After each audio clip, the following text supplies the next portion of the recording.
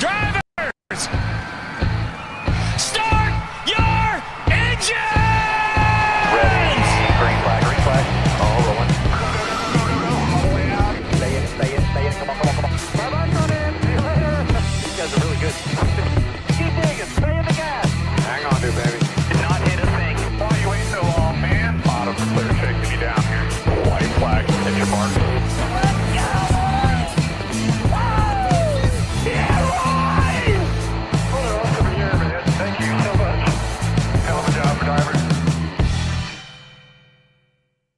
Good evening, ladies and gentlemen. Welcome back to NWP. I am your host this week, Eric Eastep, joined as always by Daniel Baldwin, aka Danny B Talks, dressed for the occasion. Danny, we're going to get into it. How are you doing this week? You've had a couple days to cool off. How are you feeling? It is what it is. Well said. Well said. We'll get into that and more coming up. Sorry, Jarrett Lundberg is here as well, the iceberg. Jarrett, you are in your classic red and white Budweiser hat. Oh, and something else I'm in here. Speaking of classic, I found this for like $8 at Walmart. It's a Van Halen NASCAR shirt. Oh, ooh, that's pretty sharp. Yeah. Kind of fun. I like it. Panama. Panama. That's him, right? Oh, I was gonna be really embarrassed if I accidentally started singing like a AC/DC He's singing like song. Def I didn't know it. Leppard. Yeah, whoops. No, okay, good. All right, awesome. Good fashion sense from at least two of our four co-hosts tonight. Although Ellie Productions is here, and I'm loving what I see in the background there. Is that Daytona I see on your wall? Yep, that's what that is. Good old stop motion racetrack. You know plenty about that. Oh yeah, I don't know where I only had a couple of permanent tracks, and I think they're either destroyed or in my parents' garage, like in the rafters of my parents' garage. So shout out Ellie Productions is here, fresh off another banger this week. You were telling us before the show took you inadvertently a few months, it sounds like, to get that last episode or that last video out, but it came out awesome, dude. If you haven't checked it out, link to Ellie's channel is in the description below, but it's all about the 1992 season leading up to that fantastic championship fight. How you doing this week, Ellie? It's great to have you back. I'm doing good. This video that took me a month to make is finally out. I get to go to Cancun, figuratively, not literally, because I'm broke, but life is good. We all need a mental trip to Cancun every now and then. Well, we have a very full show in store for y'all tonight. The round of 12 is over. The round of 8 is on deck. Before we get into Las Vegas, we've got to touch all the bases, wrap things up from the Charlotte Roval. Let's just start with the winner, because I think we all can get this out of the way in a few words or less. Kyle Larson wins, leads the most laps, 6th win of the season. Jarrett, what more can be said about Kyle Larson at this point? Were you impressed? Yeah. It's Kyle Larson. Kept me in That's about suspense. it. I mean, like the only thing I had said that I think might like add to what I haven't said so far is it's starting to feel a little bit like the end of 21. Just saying. Not saying he's going to win it. You know, pit crew still would have to come through, but it's starting to feel a little bit like that. Sorry, I almost think there shouldn't be really anything I add to it, but you know, gift of the gab here. Yeah, well, I think last time he won, which was Bristol, right? We talked about how throughout the year he sort of balanced his wins. He won early in the season at Las Vegas, then a little while later wins at Sonoma, wins a couple races over the summer, wins a playoff race. But now it's like we got 2 wins in the last 3 or 4 weeks. Like, to your point, he might be heating up kind of like he did at the end of 2021. Danny, Kyle Larson wins it. I mean, he could easily win at Las Vegas this weekend. Like, how hot is Larson and the 5 team right now? Absolutely. It is what it is in that case, too, for Kyle Larson. It is what it is. I think Danny is still shell-shocked a little bit. We're going to have to give him some time.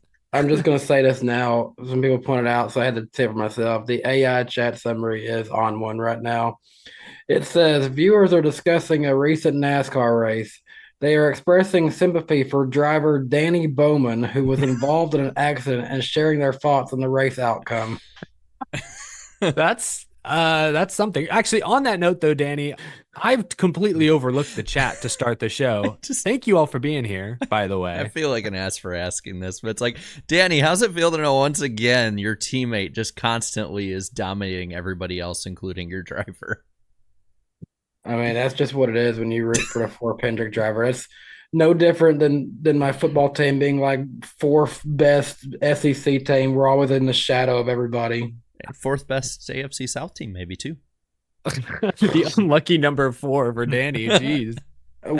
Fourth best AFC South team of the literal trashest conference in the entire NFL right now. They say death comes in 3s. For Danny, death comes in 4s right now.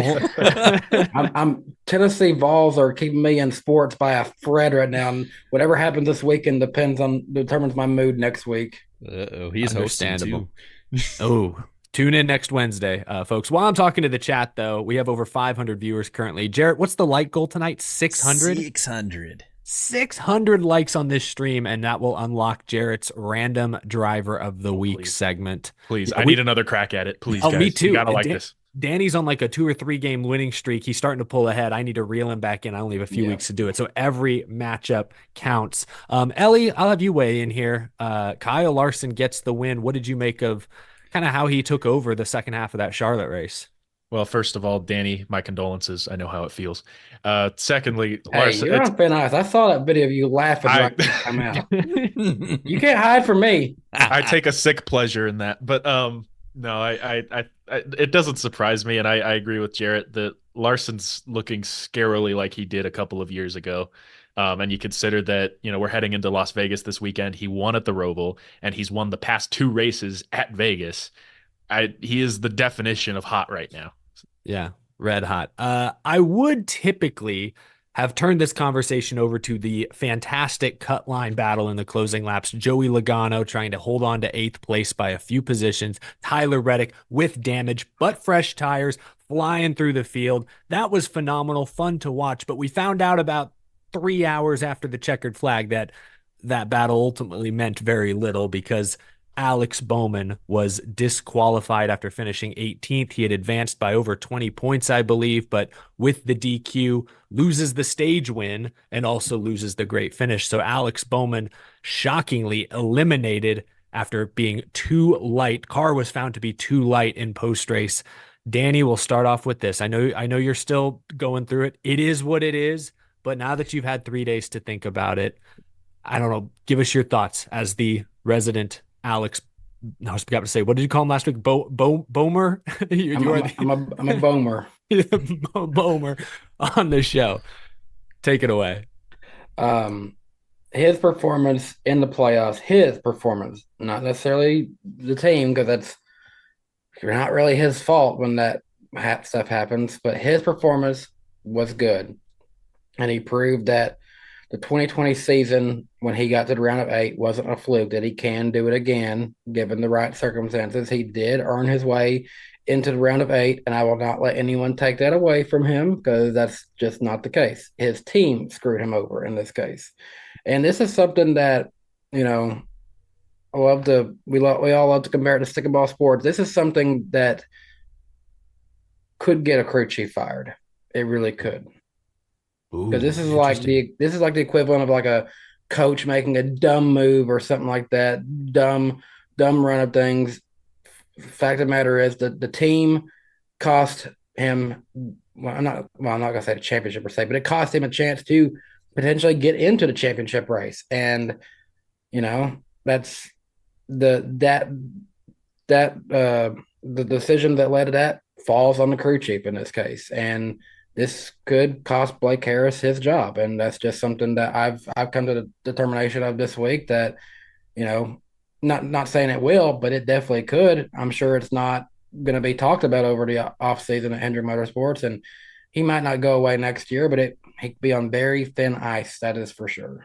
To your point real quick, and this is sort of a teaser of another topic later on, Travis Mack let go from Colleague Racing this past week. Like, we've seen crew chiefs sort of lose their jobs suddenly in this sport. We're in the fire the coach phase now as NASCAR fans, it sounds like. But to your point, Danny, and I'll throw this over to you, Jarrett, is it on the crew chief? Do you feel that Hendrick knowingly pushed the envelope and just went a little too far out of bounds? Or do you think it was a complete unknown, complete fluke, no idea what happened?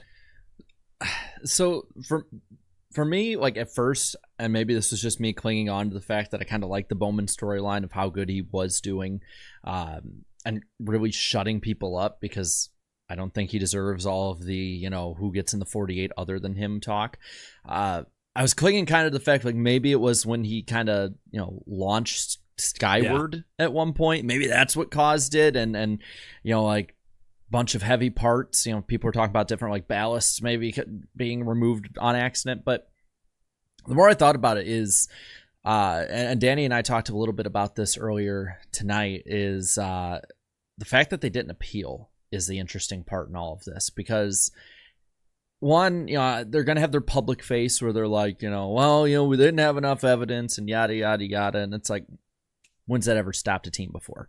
There's always a chance, right? And to me, my thinking of it is, what did they do to that car that maybe they don't want being found? Or like, what could be found by NASCAR looking back over appeals panel or whatever that could maybe have a worse penalty if they lose? Because I believe they're right on the edge of that top 10 points battle, which monetarily means a lot, especially when we know these teams all are working in the red. So that's kind of my thinking on that whole part of it. I think the crew chief talk is interesting because this isn't the first time that with this pairing that the crew and crew chief in particular have gotten Alex Bowman penalized.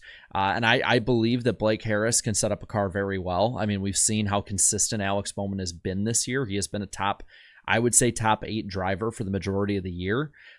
But he's skirting the line that a Chad Knaus would skirt without the pedigree of Chad Knaus. And that gets you fired in 95% of situations. Yeah, well, he was brought over after that great year he had with Michael McDowell. I guess this is year 2, but and we even heard post race from I think Rick Hendrick. Like Alex Bowman was probably not 100% physically even by the end of last year. This year, I think it's safe to say he has been, and he's looked like the 2020, 2021 versions of himself when he was winning multiple races, making deep playoff runs. So this is really the first year Blake Harris has worked with a healthy 100% Alex Bowman, and it's hard to say they haven't been fast, but I mean, to your point, Danny and Jarrett, this is a big blow up, big mistake at the worst possible time. Jeff Gordon on Sirius this week called it embarrassing for Hendrick Motorsports. Ellie, do you agree that this was an embarrassing mistake for HMS? A little bit, but also I think it was Dale Jr. who one time said on his podcast he would be more apt to firing them if they weren't getting DQ'd or weren't getting caught in tech inspection, because at least they're trying to get a leg up on the competition. Looking at everything, I don't know that they really needed it. They had a good points cushion. Bowman was running a good race. He's had a great playoff so far. Yeah. I'm not sure that they needed to do that. But at least they were trying. And it's a shame looking back now, because I really did want him to move on. When it's Logano versus Bowman, it sucks that we had to choose between a Hendrick, the entire Hendrick team making the final 8 or Logano continuing his streak. I wanted both, but yeah. I guess we get one or the other. But I think it's embarrassing because of how egregious it is. The fact that they chose not to appeal, that shows that there was zero argument. That's the only part of it I find embarrassing. I think crew chiefs getting caught for that kind of stuff, it's just a Tuesday in NASCAR. Yeah, considering Hendrick's record with appeals, winning all those points back in the Louvergate deal, Byron getting, it was a behavioral penalty, granted, but getting all his points rescinded a couple of years back, you'd think with that kind of record, they would take the shot. If they're not taking the shot, they must have really messed up somewhere. Well, that's the thing that's come back to me, and I know first thing my wife said to me, she was like, if it was any of the other 3, they would be all over that going for the appeal. And I'm like, maybe it is unfortunate it happens to be this car that supposedly they don't care about. It's a little fishy when you start thinking of it that way, and it just it just sucks, man. It really does. I want to add something really quick because I feel like I'm doing this a lot with Alex Bowman, and he's by all technicality not, but he feels like an underdog because he is just completely ignored and irrelevant to the majority of people. He definitely is. And so I wanted to kind of add a few things. Obviously we're different era, all that, so you can't look at like the full body of work necessarily as like a championship performance or anything. But I did want to put up like how consistently fast he has been this year. Only 5 drivers have more top 10s than him this year. Bell and Reddick are far and away with 20 and 19, but the other 3 with 16 apiece are his 3 teammates. He is 1 behind both of them. Top 5s wise, he's right up there with Chase Elliott. He has the same amount of wins as Chase Elliott this year. It's like the only thing that he's really lagged in any way with is laps led, and he's led laps in the last 6 weeks or so. He's been up there and getting faster. So I feel like, a lot of people, especially after I put a meme out there this weekend, think I'm some Hendrick hater. It's like, no, especially Alex Bowman. Like, I feel like he is that underdog that I keep having to defend, even though he is a Hendrick driver, even though he has the stats to prove that he is up there just as fast as Chase Elliott this year. So I don't want this to also be like, oh, he didn't even deserve to be there. I saw a lot of people, and granted it was Twitter, so, not exactly the smartest bunch to grab from, but a lot of people being like, oh, he was irrelevant anyway, he wouldn't have done anything. It's like he was right up there with every single other driver that made it. If you're talking about somebody who all year hasn't really been up there with anyone making it, it is actually Joey Logano. And that's a great segue, Jared, although I will throw in, to back up your point, Alex Bowman, take out the DQ because that's unfair. Take that race out. Bowman has the second best average finish of anyone in these playoffs so far. That's a 6 race, well, I guess if we're taking 5 race sample size, still significant. So to suggest he doesn't belong or that he wouldn't have made some noise is certainly incorrect. Brutal. Each round, like even though he was starting off at the dead bottom, he was coming out like practically near the top 4. Yep, he was in the negative to start both rounds and was well into the positive by the end of them until the DQ. I do still think he was probably in a must-win situation if he's in the round of 8, because I don't know that, when the starts coming down to it, I don't know he would have had enough points to be number 4 in that case if we have 3 playoff guys who are winners. But he would have been 16 points out, which is a difficult margin to make up in the round of 8. But going back to Jarrett's segue, Joey Logano is in now. As a result, he's 11 points below the cut line. We'll look at the points in a second, but I don't want to take too much away from Joey Logano. Has he put together a more consistent overall season than Alex Bowman? Connor's exactly right. He has not, but he did run a good race at the Roval. He hasn't been super strong at road courses this year, but this past weekend he qualified top 5, earned stage points in both stages, and still had enough speed to run inside the top 10 late, made it close. So I don't want to act like Joey Logano completely backed into this spot. He is a 2-time champion after all, but certainly the even year Logano prophecy seemed to be out in full force. I'll make this quick. We'll start with you, Danny. Do you think Joey Logano has give it like 0 out of 10, 10 being he has a great chance, 0 he has no chance. What are the chances Logano gets to Phoenix? 10. It is inevitable. It's inevitable. Wow. I was not expecting that. Like, you guys won't, like, maybe it's just because I believe in things happening for reasons, but I've gone all in, and we'll talk about this more later in the show, I'm sure. But Jarrett, when we talk about predictions later, I have a prediction that's still up in the air. I had one where he went winless.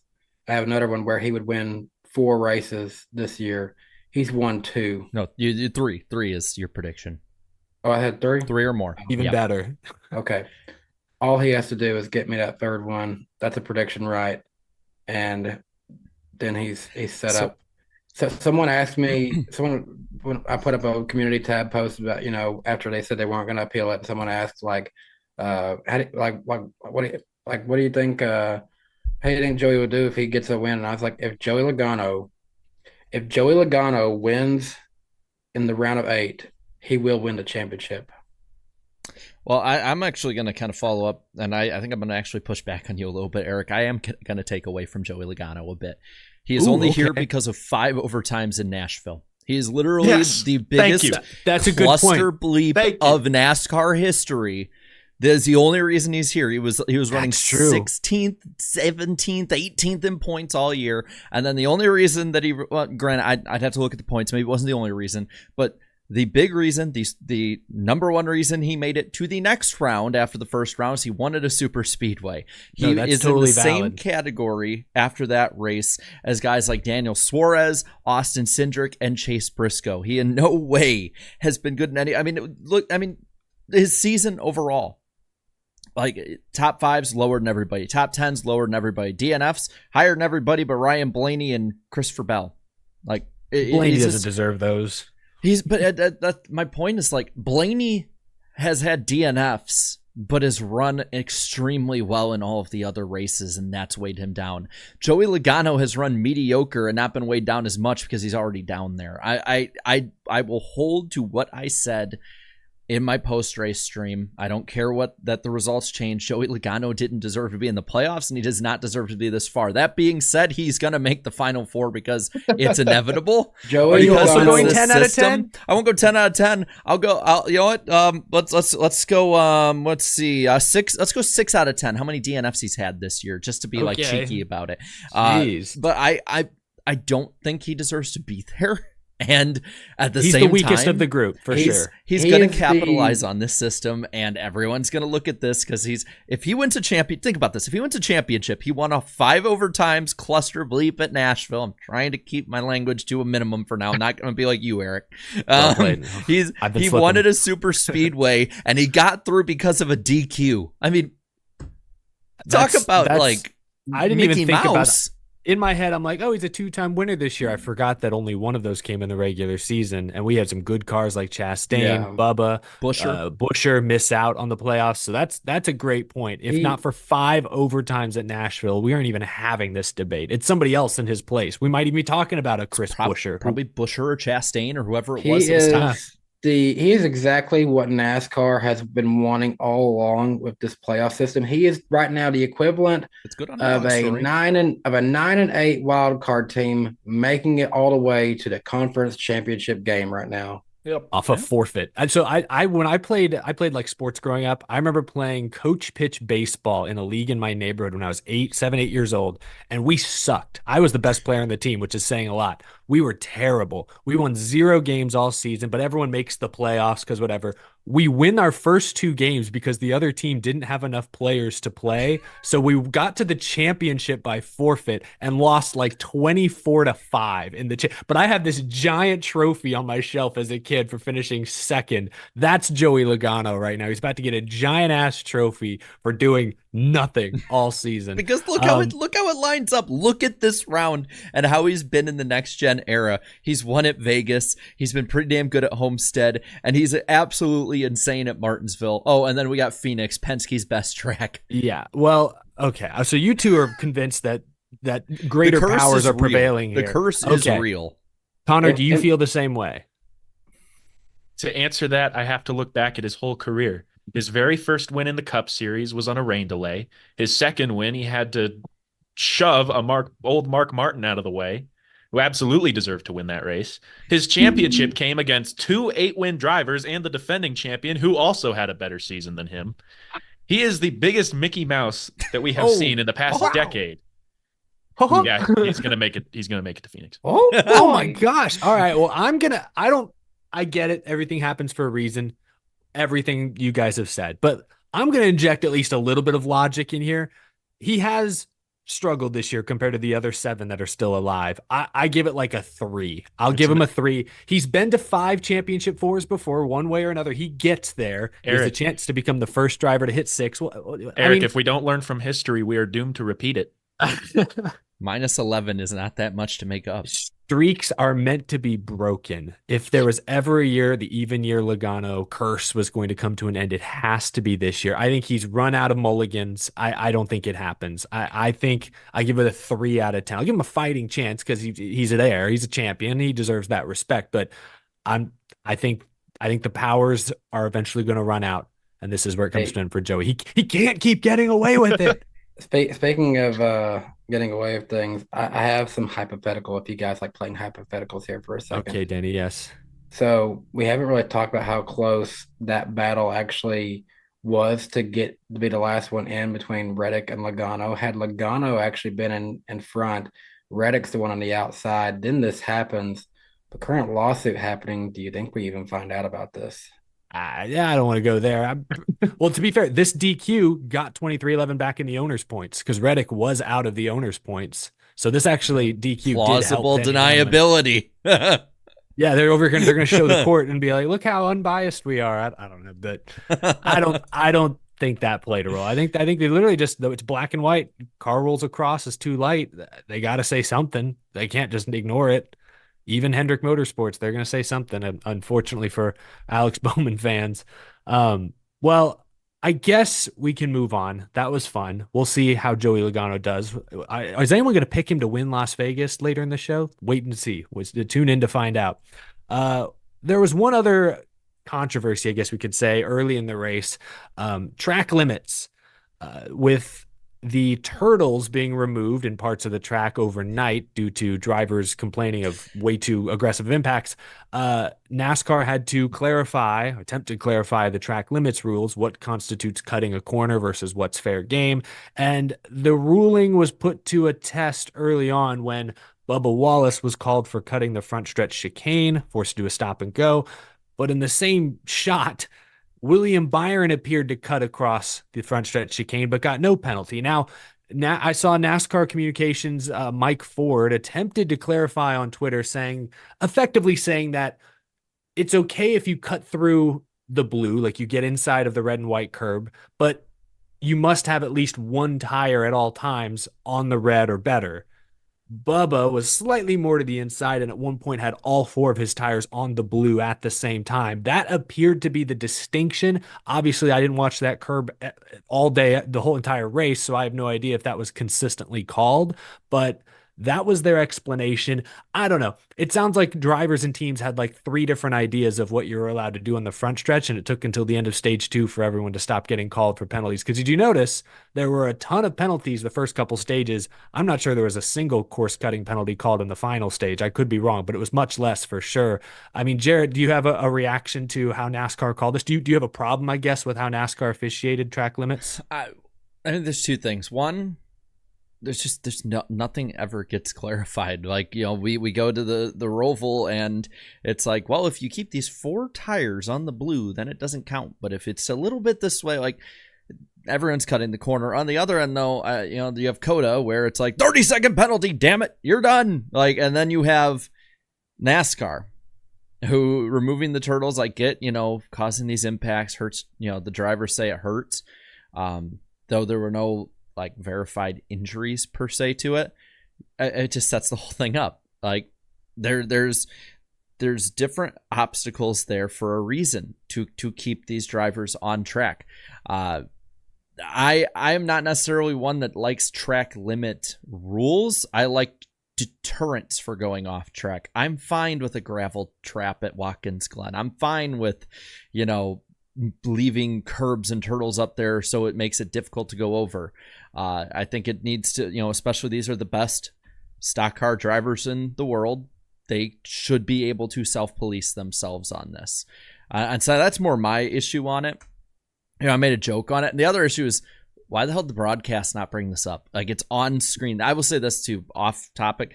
That was probably the weakest NBC broadcast I've seen in years. Like, they were just off. It was sloppy. The commercials were like abundant. I did feel there were a lot of commercials. It's probably because we're just also coming off Talladega. Yeah, and it was big NBC. They got to supplement some of that lost cable revenue. What I found interesting going back and watching was that when Bubba got called for it and they broke it down, Steve Letart's analyzing it, like his definition of why Bubba got called for a penalty, and they didn't acknowledge Byron, but his explanation as to why Bubba was called did not necessarily align with what Mike Ford and NASCAR said afterwards. That's why, I mean, there is clearly some confusion still. It's like, it reminded me of the blend line violation at Indianapolis, where there are like 2 different ways to interpret the way it was written when it could have been written way more simply and comprehensively. Connor, do you feel like NASCAR called this wrong, or what's your take on track limits this weekend? The only way I can see it not being wrong, I'm going to need a visual for this. Hang on. Let me see if I can get this going. Actually, you know what? Danny, go before me. Okay, he's setting something up. Danny, track limits, what'd you see? I saw Alex Bowman. Oh, what are we doing over here? He's got the virtual camera set up. Okay, wait, hold on. I do want to, Connor, if you're ready, I want to hear your, all right. The your only way presentation. The only way I can see it making any sense whatsoever is if at one point in the corner, here's Byron's car. I can draw. That's beautiful. A 20. Looks like a thumb. Yeah. Severed finger. If his right rear or left rear tire is still on the markings, and as he moves forward, this right rear tire gets onto the markings as the left rear comes off. That's the only way I can see it making sense. Now, the fact that I have to use this to make my point means it probably doesn't make sense.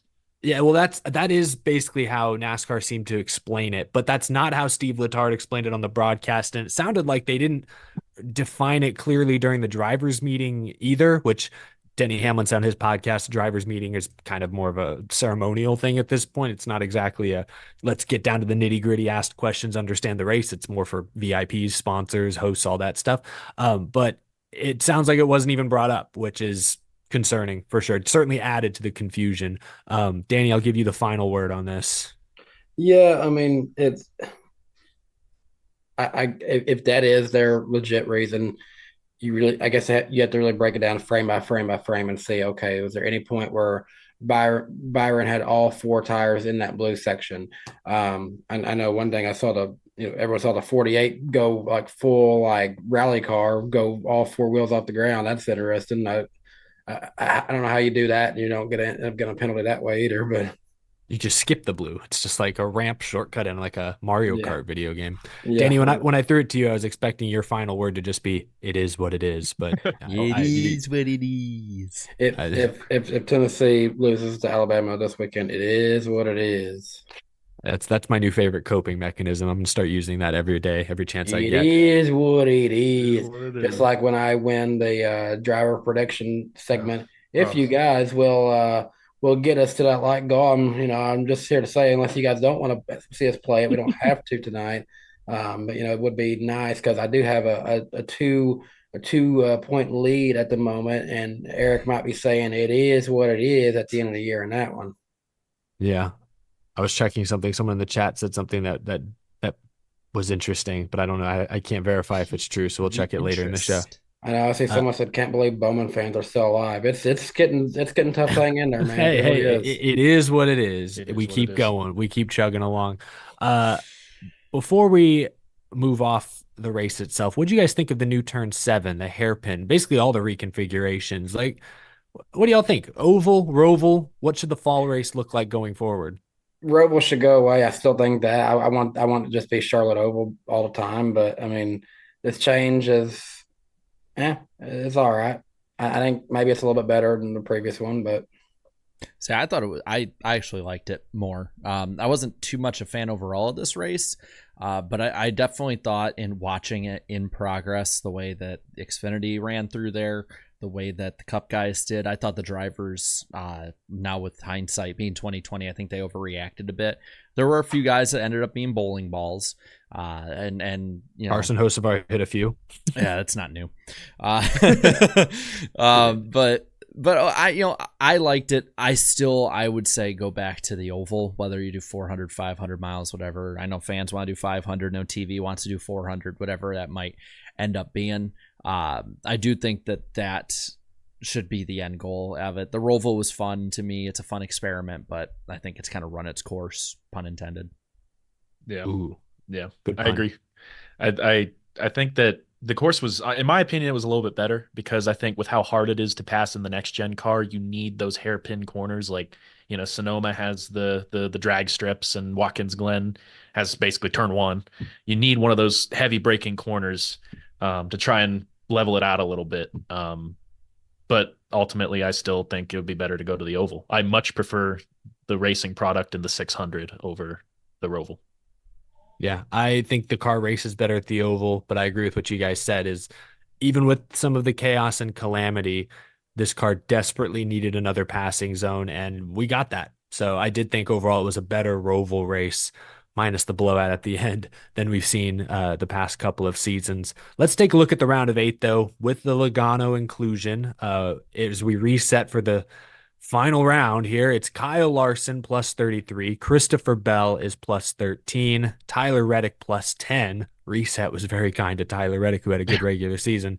William Byron is plus 4. Ryan Blaney, the defending champion, is 4 points out. Denny Hamlin, still chasing that championship, missing some of those playoff points from earlier in the year, is now minus 8. Chase Elliott is minus 9. And Joey Logano is minus 11. We will talk about Las Vegas and the round of 8 a little later in the show, but that is your points reset. TV ratings for the Charlotte Roval. This has been kind of interesting. The Cup race drew 2.42 million viewers, which is a 6% increase from this race last year. It's the most watched Roval race since 2021. So that's pretty cool. Xfinity drew over 800,000 viewers, 834,000 viewers for their race on the CW. I don't have the number in front of me, but I believe through the first 6 races of the playoffs, the Cup Series is up over 5% year over year in ratings. Talladega and the Roval have been huge helps because I think a couple of the other races actually kind of okay. Bristol, I think, did okay by Bristol standards. Talladega being up 25% is a huge, huge help. Exactly. It is carrying. It is certainly carrying. Great point. We can beat that drum for always and always. Our poll is next, the famous iceberg poll. Jarrett asks you all every single weekend immediately following the race if you thought it was a good, great, bad, mediocre, awful race. 11,000 of y'all voted this week on the famous iceberg poll. 11% voted great race. 55% said it was good. 25% said it was average.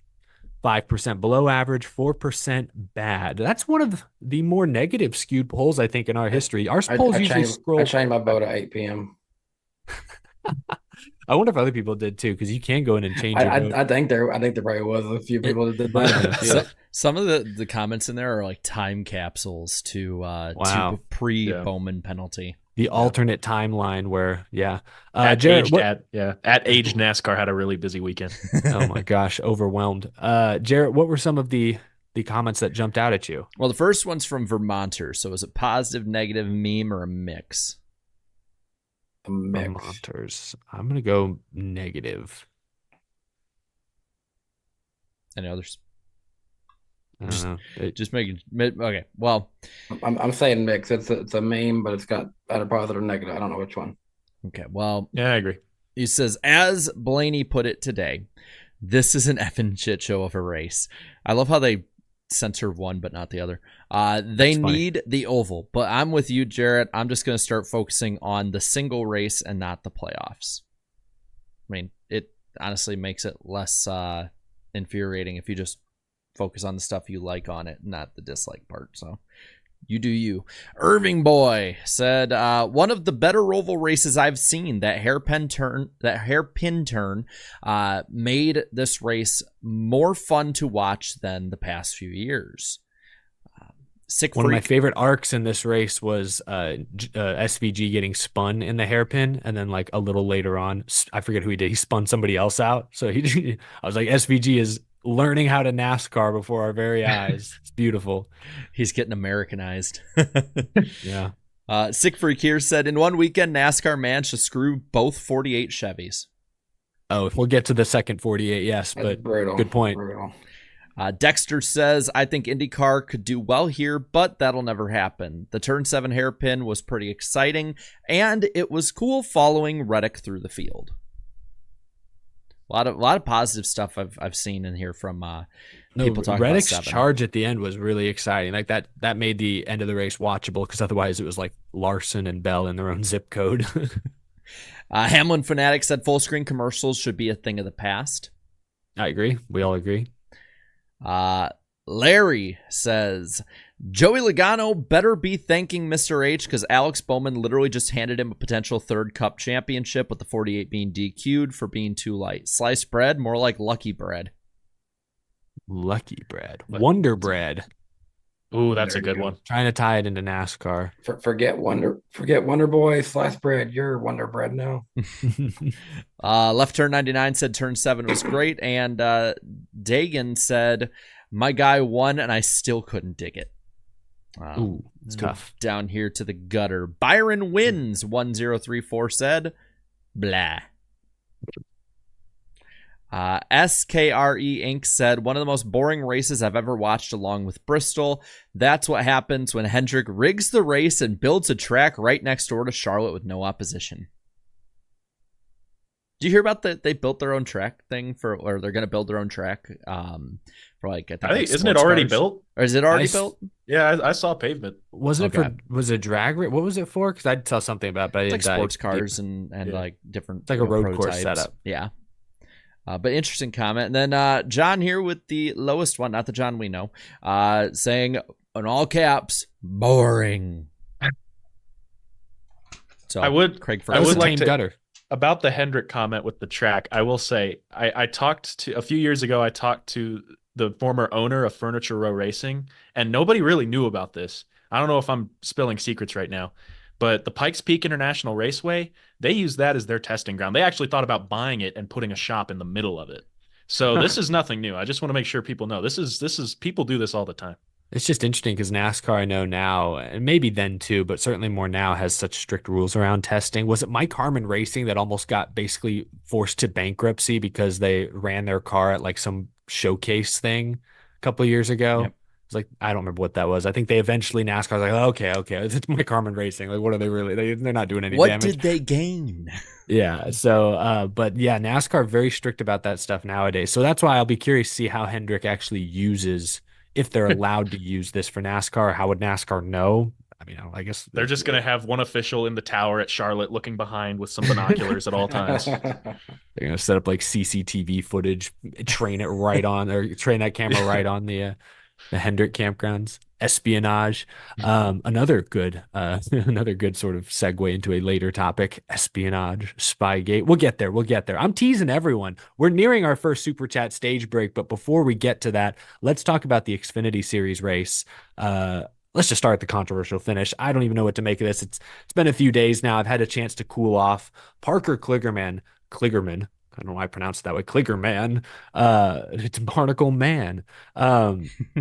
Ran what fantastic final stage, racing for a playoff spot. I thought for the second straight week we were going to see the 12 seed upset the playoff grid on the Xfinity side, but it wasn't meant to be. Hang on, I'll be right back.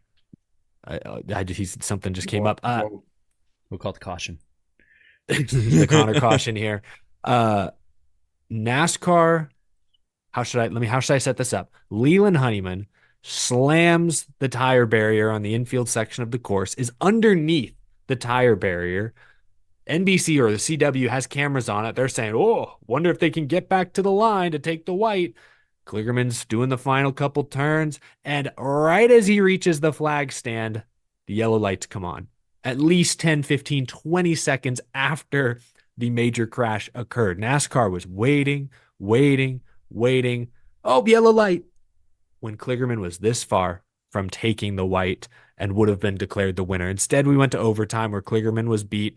Big, rock'em sock'em back and forth there. Sam Mayer ultimately gets the win. We'll talk about that in a moment, but heartbreaking for Kligerman, Jarrett.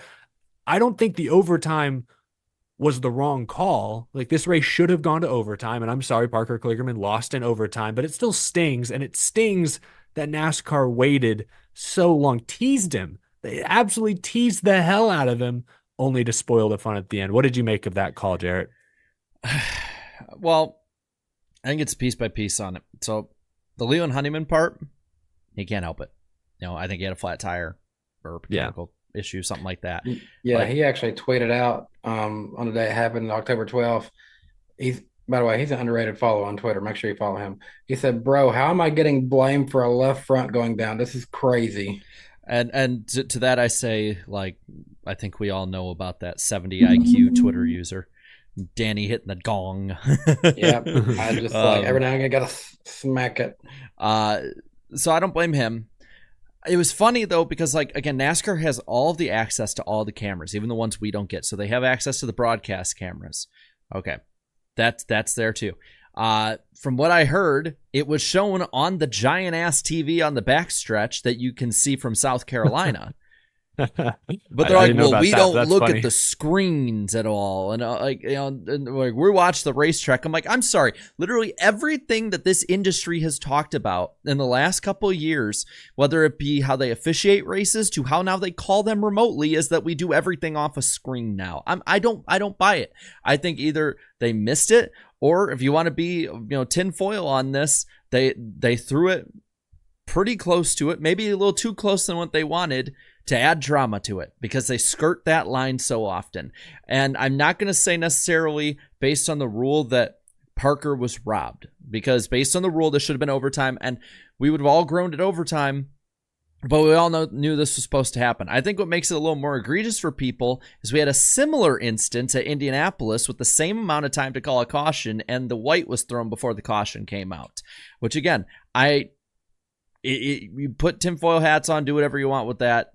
That's here nor there and not in the moment. But it's to the point for me now that I am just tired of officiating not only ruining races, but ruining seasons for people or changing seasons. And in Parker Kligerman's case, like, this is legacy changing, I think, because he's probably not going to get a win. I don't think he's going to pull off an upset. Maybe he does. I hope he does. Stepping away from driving. Yeah, he's stepping away from full-time driving at this point, and now that was probably his best last chance to win. Maybe he'll come back at races that are good for him. And my big point too with this is, if you're going to insist on having a system where 3 race sample sizes influence who goes on to compete in a 1 race sample for the championship, you have 2 options here. Get it right, get people over there, which apparently they said there weren't. I don't really believe it. I think it was just complete gaffing all around. You get the people that need to be there, and you shore up these issues, or you scrap this system for the lower series where it's going to have that big of an effect on people, whether it's regulars or people moving up. But if you're insisting on having this, you cannot continuously keep screwing up over and over again. And this thing, I like Parker, and I like Sam Mayer, I like SVG. I don't dislike Austin Hill like everyone does. I had no skin in the game. I had no one I disliked. I had no one I liked more than anyone else. I'm frankly saying this as just someone who I would like to think I'm a little more unbiased on this than maybe other cases. This is unacceptable, and the fact that this is almost normalized, and the booth is pulling everything out of their ass to defend NASCAR is just it's unacceptable. I do agree with what Jupiter Rain said in the chat. They said it wasn't the wrong call; they just did it too late. I do agree with that because we obviously had to throw the caution. There's a car buried under the barriers over there. You can't keep going, but definitely way too late for that call to have come. Yeah, I agree with 3 things Jarrett said, but maybe in slightly different ways. The first thing I agree with is that Kligerman wasn't robbed, because there should have been a caution, should have been an overtime, and unfortunately he lost. It is what it is. It stings, but he wasn't robbed. The second thing I agree with you on is that NASCAR's past inconsistency, I think, is the large reason fans felt he was robbed, because, like you said, multiple instances earlier this year, NASCAR did wait until drivers took the white to throw the caution, and the race was over. And then the third thing I partially agree with you on is I do think it was a gaffe on NASCAR race control's part. I don't think it's because they were necessarily twiddling their thumbs trying to decide, should we throw it, guys? What do you think?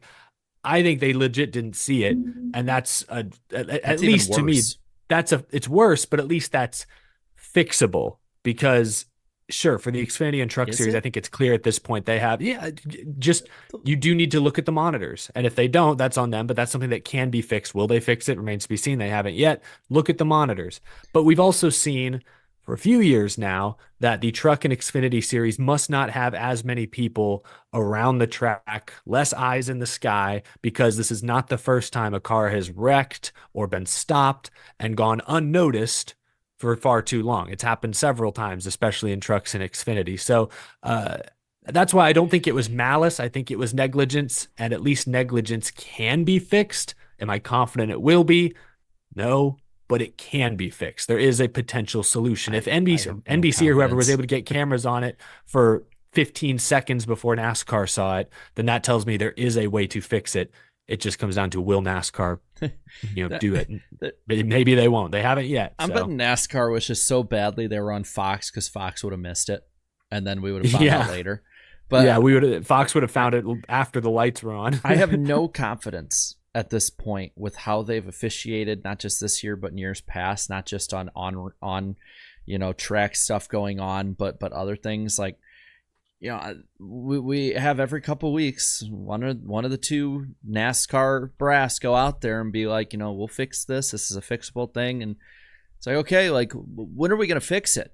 You know, like I guess what kind of pisses me off about it is that it's like we've seen it kind of escalate over time more and more, whether it's cautions being thrown, whether it's rules being enforced and not being properly explained to people, and it's just getting sloppier. I mean, you know, Oh, yeah.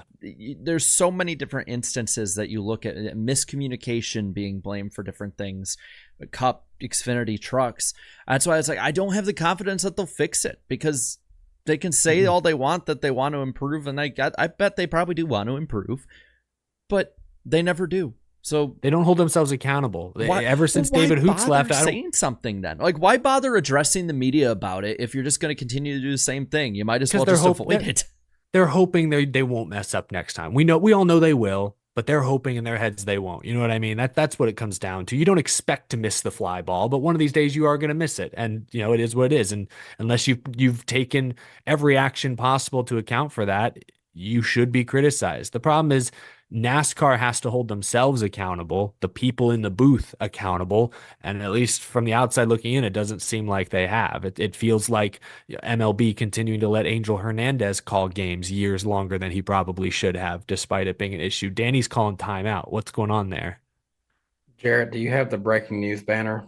I mean, I got to type it up, but what's up? Bob Pockris tweeted it's about 7 minutes ago. Yep.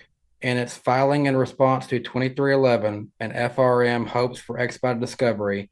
NASCAR states NASCAR has taken steps consistent with its contractual obligations to other charter teams to plan for a season with only 32 charters. Which makes sense to me because, I mean, at this point it seems like, oh, Ellie's back. Sorry, what was that? Oh, you came in the right time, buddy. Breaking news. We'll touch on this real quick. Basically, NASCAR has said, to heck with 2311 and FRM, your charter is not going to stand next year. They're planning for a season of only 32 charters. Yes. Now there's still that hearing, because basically this is in response to 2311 and Front Row filing that for an injunction that would allow them to keep their charters. NASCAR is saying no, and we've got plans in place for when we don't allow that. So it's all going to come down to how that hearing goes, I think in November 4th, right? Isn't that when it was moved to? So this isn't shocking to me. NASCAR obviously is going to push back against 2311 and Front Row. We knew that, I guess, and we also knew that they put a deadline. If you don't sign the agreement, your charters are gone. The current agreement's up on December 31st. Which, if you haven't signed the new one, I mean, I figured they probably had this ball moving for months. Basically would mean you're welcome to come race with us, but you're going to have to qualify your way in. But you're not going to get the bonus money that the other teams get. So I'm surprised, but not because of like why they did it. It's just amazing to me that it's gotten to this point. Like, it's like actually happening. Yeah, like we've heard that like we're all willing to do this, but like, I mean, I give it to both sides. It is unstoppable force versus a movable object, and I really think more and more it's going to turn into the courts will be the ones deciding which one of those wins at this point. The more we go down this path, the more and more I'm expecting this to get uglier and go higher up the court system. The interesting report, I forget who reported it earlier this week, but there's been some chatter that some other teams may at least help with some of the legal costs that 2311 and Front Row incur over this process. So sort of, it's like a real war. There's, shadow, it's sort of a proxy war. They're like, we're not going to go and get on the lawsuit ourselves, but like, well, here's some money. Here, we'll throw our support behind you. Good luck. You're fighting the good fight.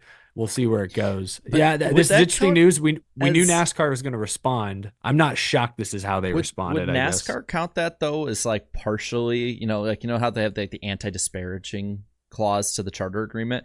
I mean, if you're literally funding something going head to head against NASCAR's interests, like that would get any other team in trouble. Like I would think that would get other teams in trouble. I'll just put it like this, like, if we're doing this show right now, and Eric or Danny or I is like paying somebody else to like go out there and talk trash about all three of us hosts, all four of us on here, like that goes against pretty much any agreement we had, whether handshake or in writing. Like, bad probably analogy, but it's just like, I don't see how the teams could get away with that because it would have to be publicly out there, I would think. These teams are all private companies. I assume if it's in court, the finances may become public. I don't know how that would work on the plaintiff side. They would, they would have to, because you'd have to probably include some of that with it being such a huge case, I would think. And then who would do it? Yeah, I don't know. I do want to add Bob Hockris, Fox Sports, adding to this. This is from NASCAR's filing in response to 2311 in front rows. He adds from NASCAR, quote, NASCAR is working on reallocating funds that plaintiffs would have received to increase prize money and other special awards for the 2025 season for the benefit of teams that timely executed 2025 charters, as well as open teams who can compete to win the increased prize money. So on one hand, I guess if you're the other teams, you're like, cool. But on the other hand, it does say right there that open teams might make a little more money than they're used to. Carl Long is licking his chops. Let's start there. But that theoretically would also go towards 2311 and front row running as non-chartered teams. Yeah, but I mean, you have to look also, I mean, the amount of pay increase that would be, or decrease that would be from what they get with a charter. Oh yeah, it's still going to be a lot less, I'm sure. Well, but you also include the increase that they've had with this and the increase of revenues with other things that they put in. And a big thing that's coming to my mind right now, and I apologize to you fans of front row and 2311 for putting this out there. Oh, if this happens, the duels are going to be so fun. Oh, yeah. Because can you imagine like Tyler Reddick or Bubba Michael Wallace? McDowell, he won the damn thing. Hey, isn't like, Martin Truex Jr. Oh, wait, no, he's not there anymore. Sorry. Greg, isn't Martin Truex Jr. supposed to run the Daytona 500 in a 2311 car? But I believe that might get canceled. It could get canceled because I think that could have been an open car still. But they talked about they bought a charter. So, but I guess that's true. But I'm saying like now, like if I'm 2311 racing, I'm like I don't want more competition for Bubba and Reddick. I'm just they got to get in on air production meeting. I'm just thinking about right now. We always do a show the night before the duel, so that's going to be a spicy show. You know that Denny's going to say something. That'll be spicy. Look at my chops right now as a producer. I guess theoretically, if 2311 is in no position to be like putting MTJ in a car, I mean. JGR could technically still field a fifth car for the Daytona 500 if they really wanted to. Technically, they can't. I don't think, right? I think you're like allowed if it's an open car, you're allowed like. Yeah, but I guess the rule is I think also for like rookies or like. I didn't think you could have a fifth car under any circumstances. Am I crazy? Hendrick Motorsports did it for Chase Elliott back in 2015. No, but I think that was before the charter agreement. I thought under it couldn't be charter. The 4-team max. I thought there was no room for you a can't fifth have like car. You can't have fifth full time. I mean, you can. It can be part time for I believe 5 races. I'm pretty. 5 races. That's what I thought it was. I feel like that was changed it. I think that was pre the most recent edit or update, but. Yeah, but maybe I'm wrong. I don't know. I don't think they could. They could obviously build the car and it'd be a 2311 car. Saying, I think Eric's right on this one. It's so hard to keep up with all the stuff these days. Yeah, they've changed that one a lot. Let's be honest, though. NASCAR would bend the rules if it made it for a good storyline. They've always done it that way. just definitely. I don't think they'll bend the rules. True. I mean, they'll bend it for 2311. I mean, there's always Joe Gibbs.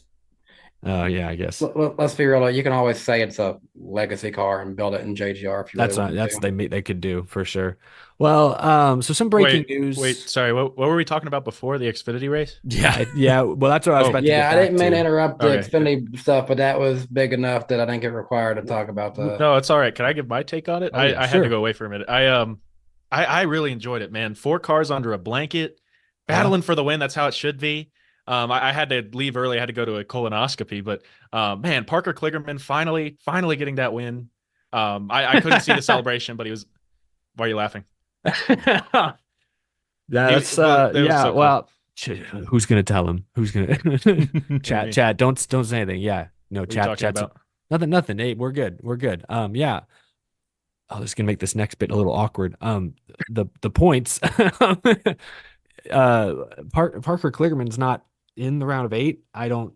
Wait, what? Did he? Was his car too heavy too? Well, no, he's just too far back. Yeah. What do you mean?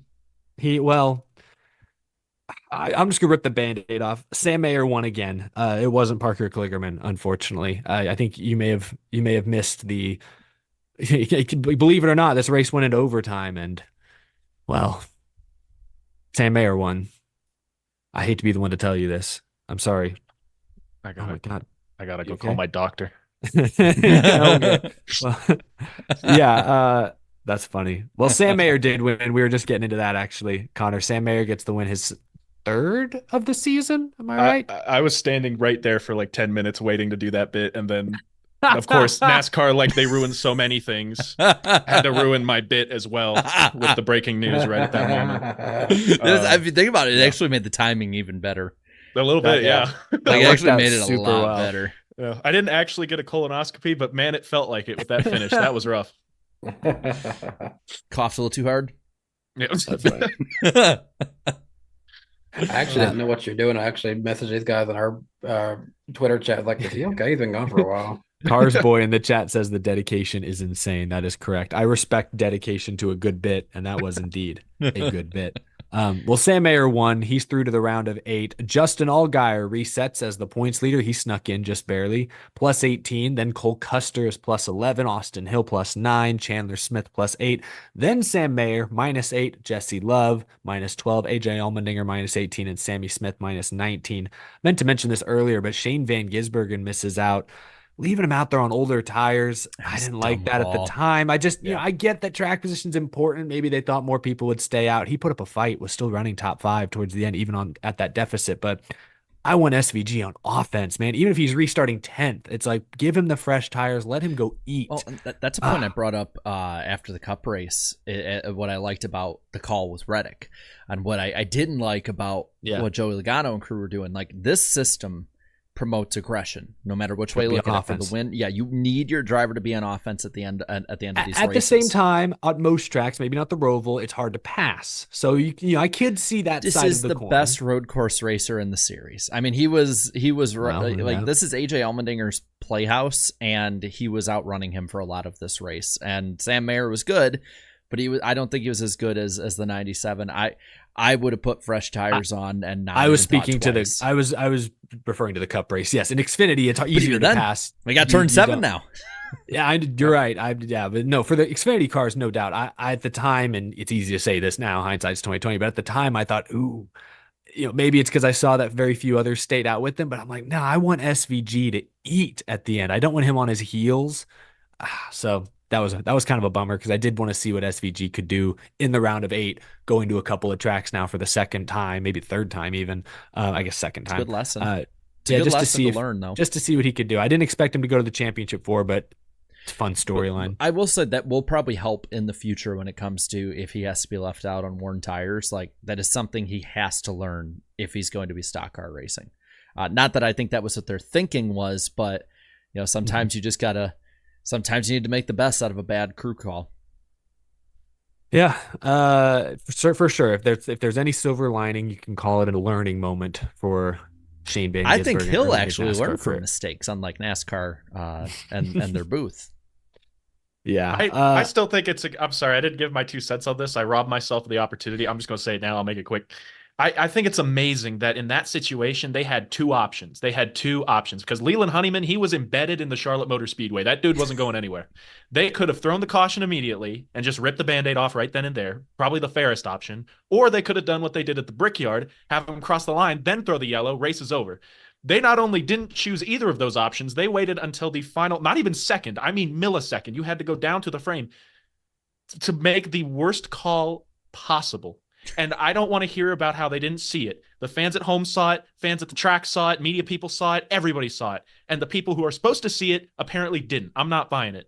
Yeah. It's not a valid excuse. That's something that needs to get, if that's true, it needs to be fixed now, or at least the very next road course race. That's a great way to sort of put a stamp on the Charlotte Roval. NASCAR creating controversy where controversy need not exist. Hope that was good grammar. We are just past the top of the hour, folks.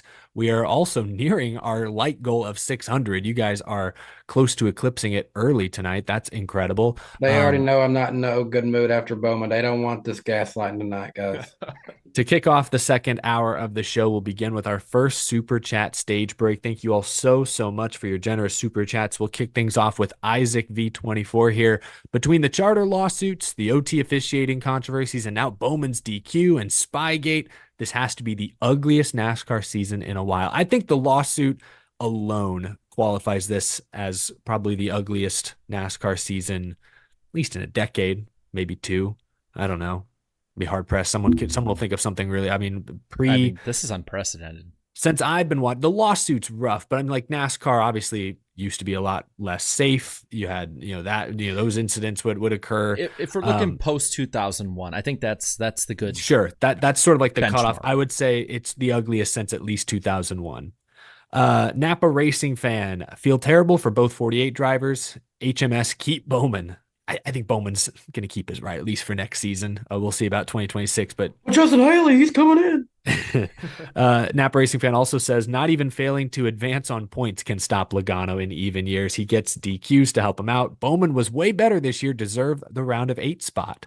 So Napa Racing fan agrees with pretty much all of our takes first half of the show there. Fred Dog 81, a lot of these comments still about Bowman and Logano. Fred Dog says, is Logano the biggest villain still in the playoffs? No fault of his own. I would have originally thought Hamlin, but the lawsuit may have won him some fans. Shoot, Denny Hamlin suddenly the people's champion. Kyle Busch arc. Yeah. He's speed running the Kyle Busch arc through the court system. Joey Logano, certainly the least deserving driver that left. I don't know. Logano does still get system. He still gets a lot of boos on Sunday if you go to the track. Like I think he still might be the most booed driver these days. It was Kyle Busch for years, no longer. Grizzly Industries. How heated could the lawsuit get in the offseason, and will it affect JGR/Team Penske alliances or more? The only way I think it affects the alliances is if, like Bob Jenkins at Front Row has said, we can run as an open team next year. But beyond that, the dollars and cents get a little harder. That's the only way I could see that impacting those alliances, if they just can't afford them in the future. But it could certainly, the lawsuit's going to get uglier before it gets nicer at this rate. Snappy452 says, getting this in now. Saturday sucked all the joy out of this weekend for me, and I'm not even a Parker Kligerman fan. Couldn't get into Sunday. Completely disgusted. Strong words from Snappy there. I get it. I was heated. I felt like Connor did for at least an hour after the race. I just couldn't believe. Do you remember those commercials where they would think that the NASCAR commercials where the guy would think the race is over, so he'd flip away, and then the driver would appear in the room and be like, why'd you flip away? Why'd you turn the channel? That's me now. I actually, with 5 laps to go, I want to turn it off because I don't want to see what tomfoolery they're about to cook up. Yeah. We haven't had a Cup Series overtime in a couple of weeks, right? Did Talladega have overtime? Maybe it did. Yeah, but it's Talladega. That's just gonna happen. But what are we still batting over 500 on overtimes this year in Cup? Something like that, right? I think crazy. So. Ross Crash Dane. I've said it before. I'll say it again. Spire would be better. HMS didn't even mention Alex in their post-race rundown on their website. Well, they probably wanted to avoid the awkward disqualification conversation, but you're saying that Bowman would be better at Spire than he is at Hendrick? I don't know about that. Spire's on the come up, but that 48 is a winning car. He's proven it this year. I wouldn't go there just yet. I think he's talented enough to get them maybe a win, but not as many as he's getting at Hendrick. I'll do just a few more real quick. This one's for you. Ellie says, from Blake, says, Ellie, I really enjoyed your video of slap shoes. Thank you, Blake. I'm glad you enjoyed.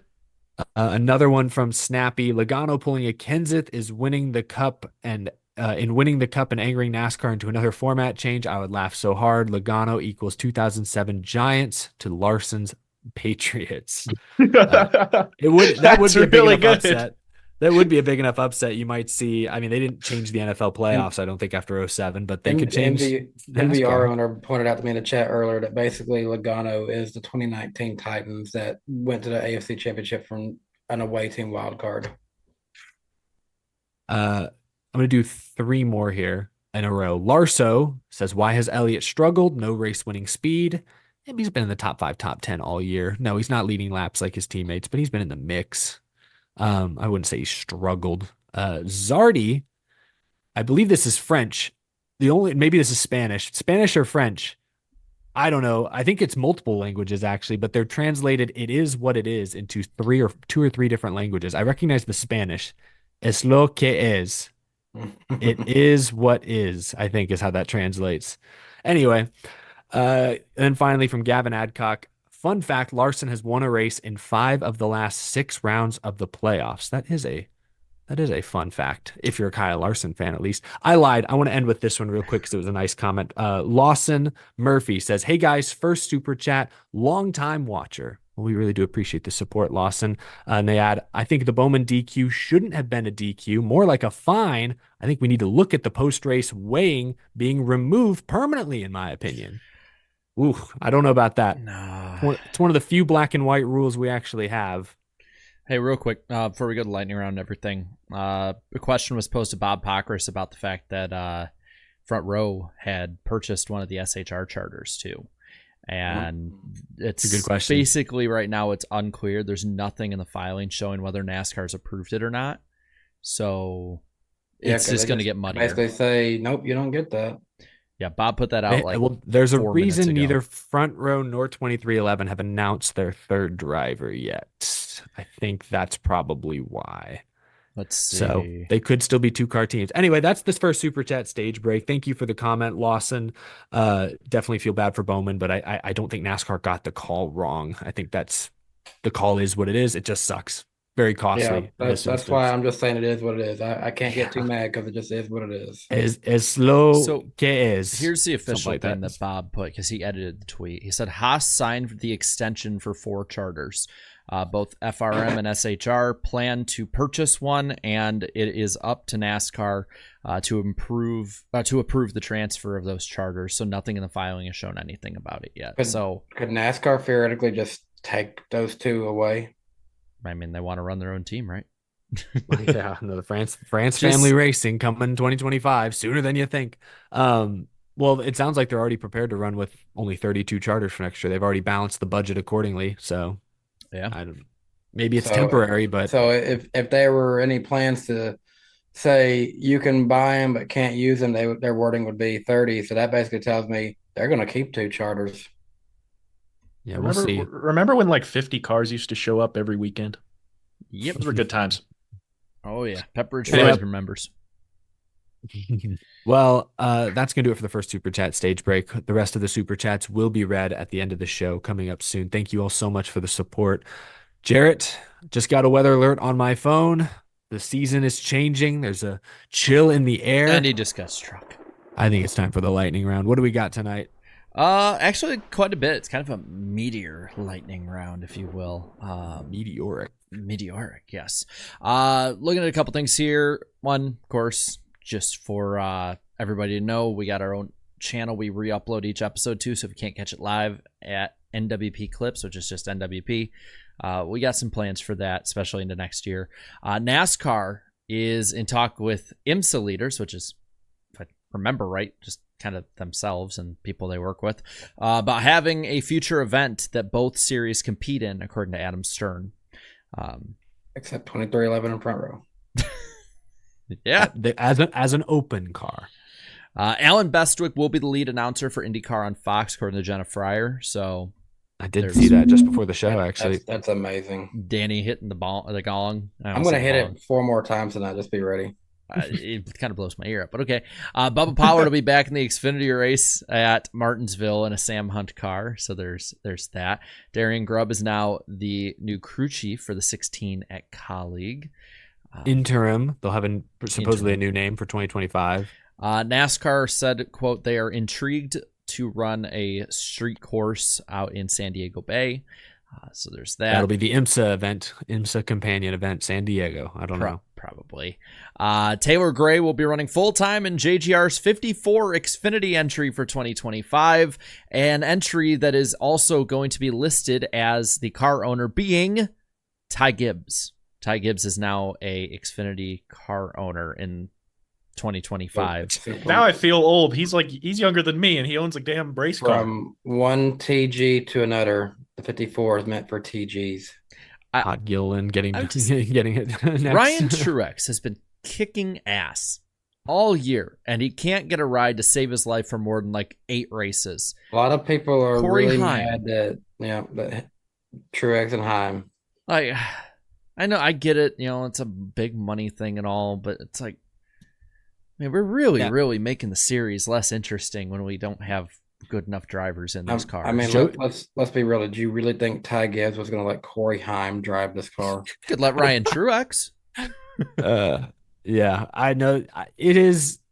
I don't want to sound like I'm anti-Taylor Gray. I think he's the more talented Gray brother. I think he's shown some glimpses. He is at least in the Truck Series playoffs. He hasn't won a race while his teammate has 6. His teammate's not getting a promotion, though. That's what's so frustrating is Corey Heim, Ryan Truex, I would argue, are both Xfinity ready, full-time Xfinity ready, and they're getting passed over because I imagine Taylor Gray, the finances make more sense there. That Joe Gibbs Racing is becoming the most uninteresting Xfinity team. Brandon Jones, Taylor Gray, he is 19. Like, he could be great. We don't know. I'm sure he's not bad. He could be good. And what's the future with Chandler Smith too?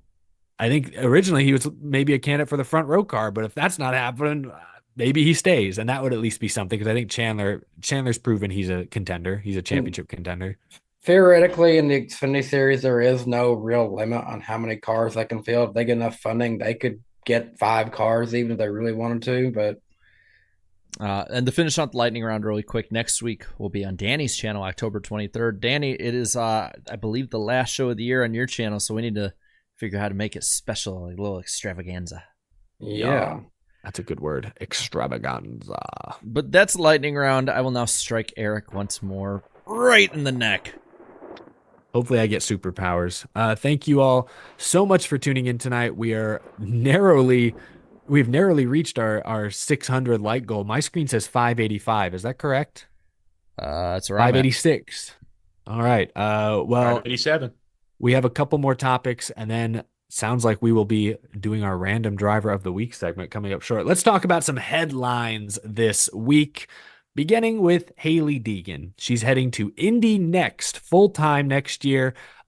She's going to race, I think it's 14 races. That's their schedule. First race, I believe, is St. Petersburg in March. Hailie Deegan is going open wheel racing. She announced it this week. Gentlemen, thoughts? How do you think she'll do, first and foremost? Not great. Reverse Danica. It just depends on how She's much the they wanna next focus Jimmy on- Johnson. It depends on how much you want to focus on driving and how much you want to focus on social media creations. So that's the depressing part about all this is like, I don't know when the point was, but it like at least publicly feels that way. It's like it went from race car driver with a YouTube channel to YouTuber that occasionally drives race cars, and it's like, you know, to each their own. Go for it. Like their stuff is actually really good. Like, I'm not taking away from that. It's just kind of depressing to me because she really did have a ton of potential, and she could come back to NASCAR at some point. She's young. She could come back. But it really does feel like at this point, if she does, she's going to have to go back at least to trucks or ARCA at some point, because there's no momentum. The momentum is against her now. Instead of being on a wave, she's going against the waves now. Yeah. Oh, so you go ahead, Connor. Okay, thank you. I personally, I don't know how well she's going to do. That's one of those things time's going to tell. But I like the move personally because she wasn't getting it done in NASCAR. And when you're driving for, she drove for Thor Sport, right? Yeah, Thor Sport, Yeah, That was her DGR. best ride. Yeah, and she wasn't doing anything with it. So, you could keep pushing chips in like Danica did, and I'm sure she got a lot of money for doing so. And it seems like Haley's getting a lot of money now from all those YouTuber sponsorships. But yeah, I think it's a good move personally. Yeah, I don't fault her for the YouTube channel and the social media stuff because I mean that is so important nowadays for building a driver's brand. And to Connor's expression, it is money. It's an opportunity to bring in a sponsorship that allows you to chase better and better rides. So I don't entirely fault her for that. Has it been a distraction? Sure, maybe, but the bigger story is she just stopped improving after about 2019. Those first couple of years in K&N West, she hadn't been in stock cars on asphalt very long, and she looked pretty good. I know the competition wasn't steep. Derek Kraus was her toughest competition. He's fine, but that was it. But she looked good. Felt like she could hold her own. I thought she was fearless, like she didn't look intimidated by, this new competition. But then she got to ARCA, main ARCA, and the cracks began to show. She couldn't win in, top equipment. She was fine, but we're not winning. Then trucks, wasn't running top 10 or top 5. Xfinity, it's a disaster. To Jarrett's point, the momentum has been against her for at least a year or two now, and I think in that case, a dramatic career move is reasonable, but I don't anticipate an off-road driver who spent the last 5 years in stock cars suddenly having a great career in the IndyCar pipeline. I think that's going to be challenging. Well, let's get David Land in here next week. He'll give us a real educated opinion on this, but I find the challenge ahead of her very, very steep. I just, for me, and I think this is kind of where I kind of jumped off the bandwagon, if you will. It's just the excuses that fans will make. It wasn't her making excuses. I want to make this abundantly clear. She was not the one out there making excuses. And she had things go against her. AM Racing trash. AM Racing turned out to not be as good as Brett Moffitt made them look last year. But I think like truck wise, ARCA wise, like it just constantly became excuse after excuse. It's like, well, the team's not doing this. It's like, well, the team just won a championship. This team isn't doing this. It's like, well, sometimes like you got to put it on the driver to elevate it. If the driver has that talent, at times they can elevate the team. And there was never a point that she really, as a driver, seemed to change or be elevated. And she's of course the one. She's an adult. She signed off on it. But I have to kind of think that her team, or maybe I don't know if it's like her family in it or whatever, but whoever's idea it was, one, to jump over to Ford, but two, to continue to rush her up, gave her no chance whatsoever. Like she was destined to fail at that point. And I saw some saying like Kenny Wallace is saying that like, NASCAR's not ready for a woman driver. I don't think it's that. I think it's that the way that they handled it was completely wrong for any young driver. I don't care who they are, what they look like, whatever. And it's a shame because I really do think she had a ton of potential, and at this point it is completely wasted. Yeah, I mean, Hailie Deegan's not the first driver with some talent and some funding to flame out of stock cars at a young age. Like the NASCAR isn't ready for a woman driver. I don't agree with that. I just think, like you said, I think it's more than ready. We just haven't seen the right circumstances, the right one come along. Well, the pool's a lot smaller. There are way fewer women in stock car racing or in professional racing, period, than there are men. So odds of finding the super talented one are less likely. It's just math. It's going to be hard to just find like here's this lady who's as good as Kyle Larson now all of a sudden. Go for it, Connor. There's not very many men as good as Kyle. There's no men. There's no men. Yeah, I was about to say there's no men in the world like Kyle Larson. But I think someday we will see a female race car driver who can take it to the Cup Series drivers. But personally, I would argue that NASCAR is not ready for a woman driver, because if we look at Danica Patrick, Hailie Deegan, how they both got rushed up as fast as they possibly could. And I'm not blind. I see the comments on some of their posts. The culture is not ready for a female race car driver in the top ranks. Personally, that's just my opinion, but I think someday we will see it. It's a shame that Hailie Deegan, because she was very talented and she proved she had a lot of potential, but we just have to wait a little longer. Oh yeah, any woman racer coming up through the ranks is going to face challenges that the men don't. They're also maybe going to have some advantages that the men don't. So it's difficult. It's tough to say. I will push back against her being rushed. She shouldn't have gone to Xfinity this year, but she spent 3 full years in trucks. That's true. That's true. But I don't think she got. It didn't feel like it. And then 2 Xfinity. I won't say that might be true. She might have been rushed 2 trucks. I could give you that. She needs to do some like late model racing. That's going to screw you up though. I mean, like if you're like looking roots wise, like if you poison the roots of a tree, that tree is destined to rot from the inside. And I think it was develop. I think it was also the year she got to trucks was COVID, or it was the year after COVID, and practice and qualifying suddenly got slimmed down immensely. And I think that's also hurt the lack of track time. But every young driver had to go through that. All series. Well, in the last 3 years. And I'm saying there's not that many young drivers that have come up since 2021. I mean, there's the exceptional ones like a Carson Hocevar or a Corey Heim that we agree are really, really good. She's not there. Ty Gibbs, she's not there, but like, she's a tier or 2 below that. Yeah. And I think it was certainly a disadvantage coming up in this era. But my point is, like, every young driver since that time has had to come up the same way. Like, I don't really want to use that as much as an excuse, because it's like, there are a lot more drivers in similar, sometimes less favorable equipment that have done the same or more.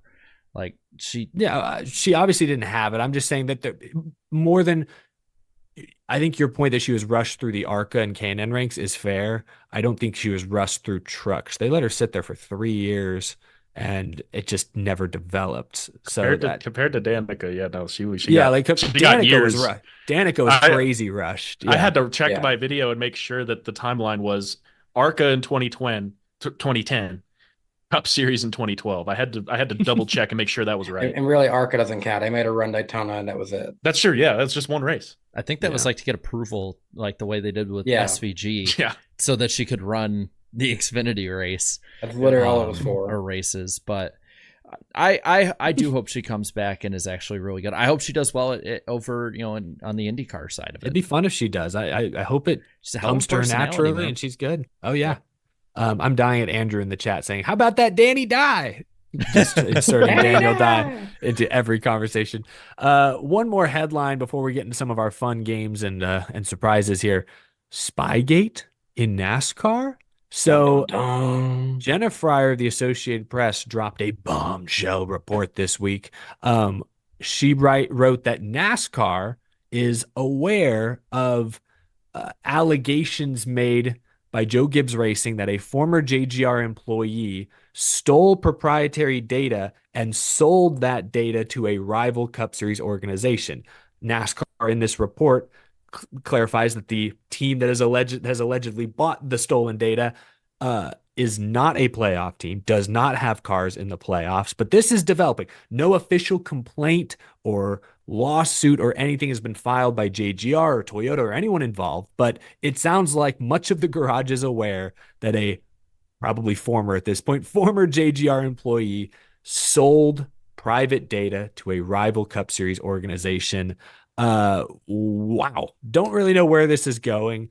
Everyone has a theory as to who's the team, who bought the stolen data. I think everyone's pretty come to I can say with very solid conviction, I know it's not Legacy, and not because of performance, but because I have multiple reasons not like to know at this they have point not that improved. It is not them.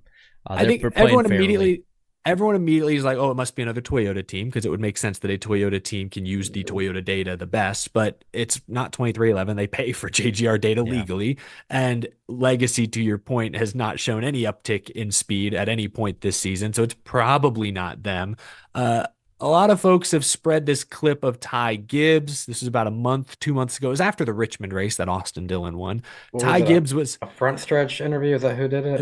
I think it was Bob asked Ty Gibbs kind of about Austin Dillon winning that race and then getting the win encumbered effectively. And Ty Dillon sort of redirected the question suddenly. Ty Gibbs. And I'm sorry, yes, Ty Gibbs, not Ty Dillon. Ty Gibbs about Austin Dillon suddenly redirected and began suggesting that Austin Dillon and RCR had suspiciously found a lot of speed out of nowhere. I don't have the exact quote in front of me, but he said, "I'm really curious about how they went from being not good all season to suddenly really fast the past couple of weeks. I'm really curious about that." Kyle Busch about won races the next few weeks after that. So post-Olympic break, Kyle Busch had a 5th place average finish for like a month and a half. Kyle Busch has been terrible this year, but for about 6 weeks, he was a playoff contender. Austin Dillon obviously won at Richmond. Now, Austin Dillon's been good at Richmond in the past.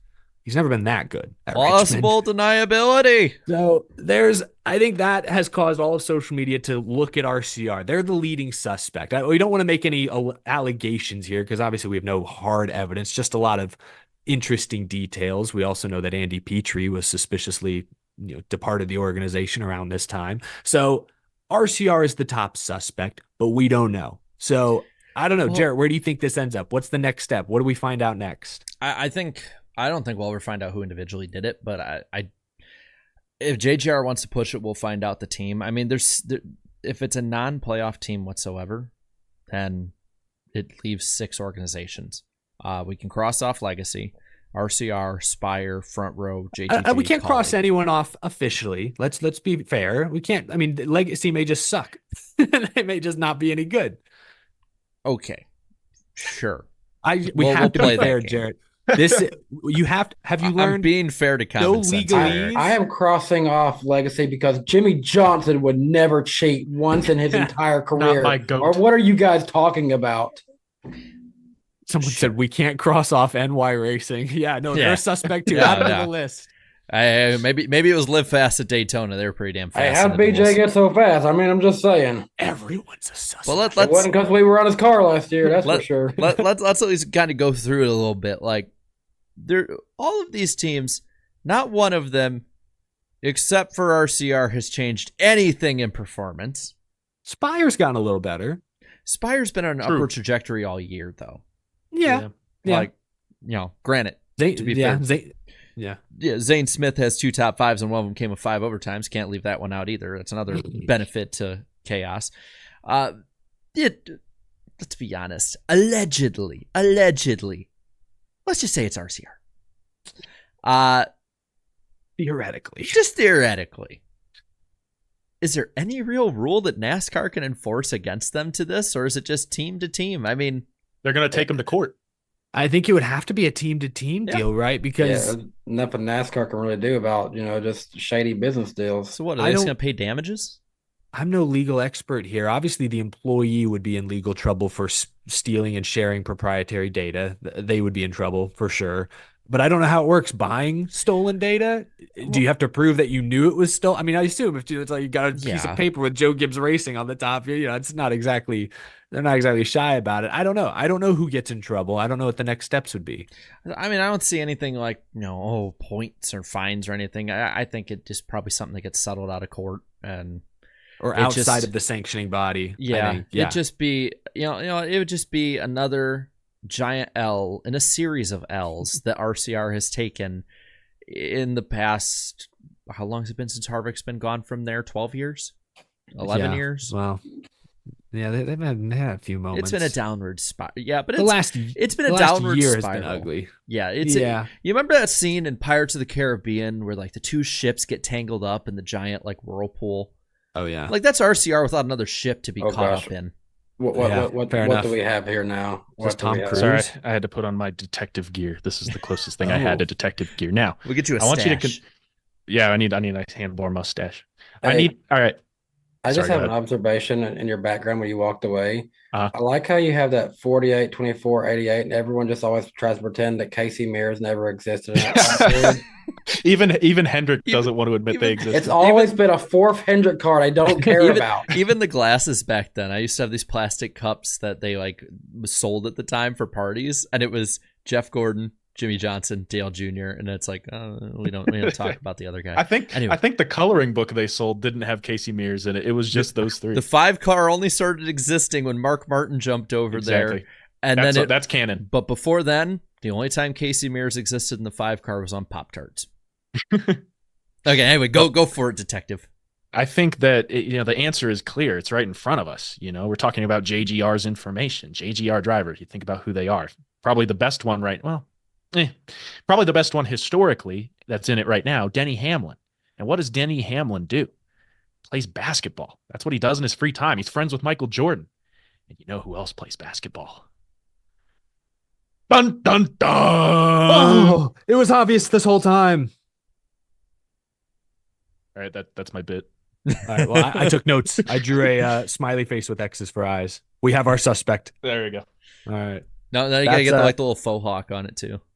Oh yeah, hold on. I gotta see. That looks like a character from Guitar Hero 3. All right. It looks like a jack-o'-lantern. Looks like the Blink 182 like album logo. Oh, yeah. Anyway, chat's like, we knew it. It was just staring us in the face all along. How could we have missed it? Well, Spygate NASCAR edition will continue. To be continued, I should say. Gentlemen, we hit 600 likes. Do we just want to do the random driver of the week segment now, or do we want to do the accountability session first, Jarrett? We could probably get through the accountability really quick. Oh, yeah. I was hoping we could put this off. I like doing the accountability. Don't worry, Eric. You're pretty clean this week. I think. Mine's good this week. Oh, never mind. Let's do accountability segment. I didn't He say said good. pretty. He didn't say it was really clean. didn't say I'll take good pretty. Pretty is pretty. All right, let's get on into it. For our prediction segment, where's the graphic again on this one? You're throwing me off guard here and all this crap. All right, here we go. All right. So each host and guest will make up to 3 NASCAR motorsport or show-related predictions. We'll do one a piece, just go around the room.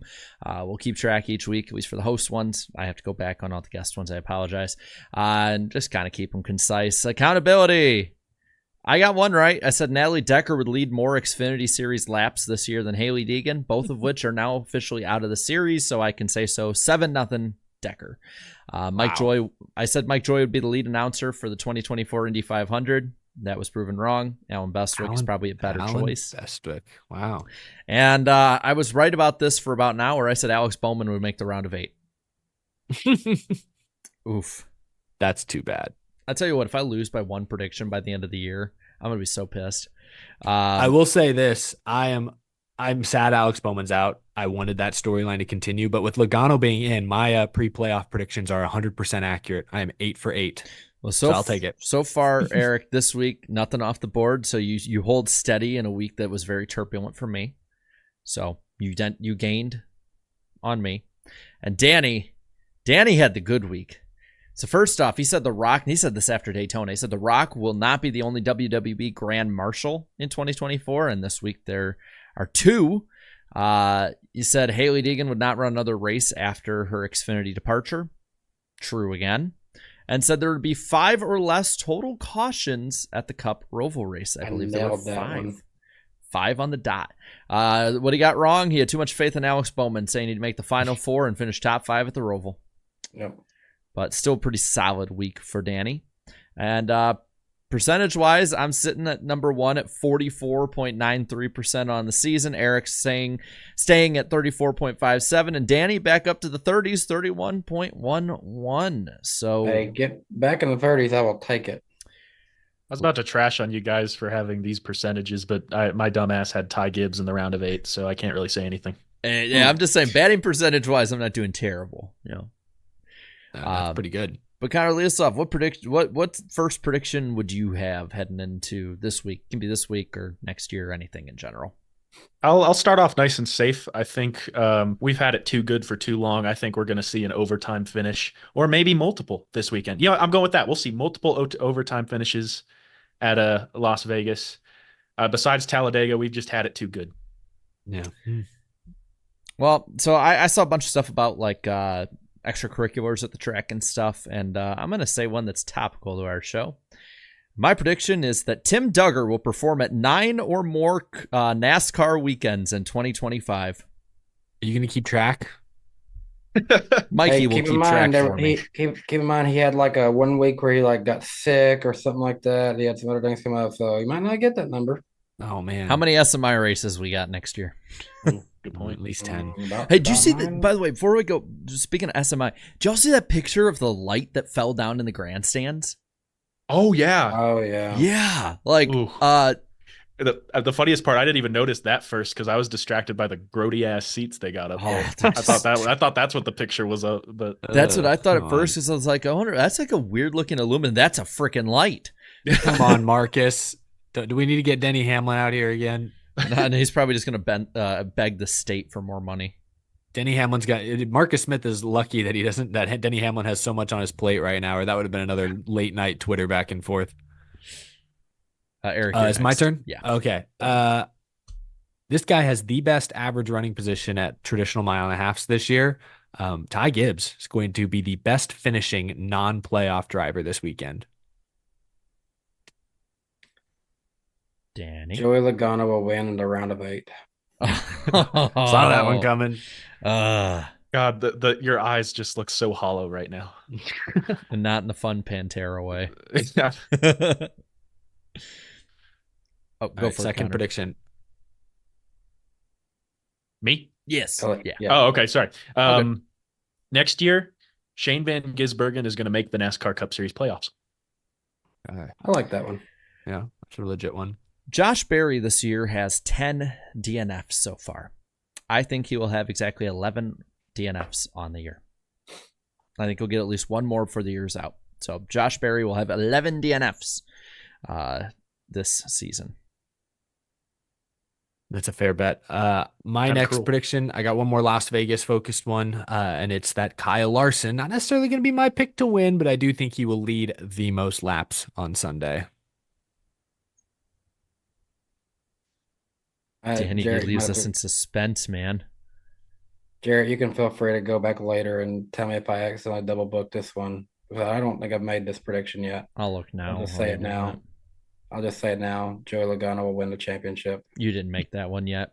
He's like, that's like his fourth Joey Logano prediction. Well, I didn't know if I've made any championship predictions yet or not. But No, you're good. But maybe it'll be like the Bowman one, and you'll just like jinx it. All right, Connor, lead us off all on the comes last full run circle. around the room. All right.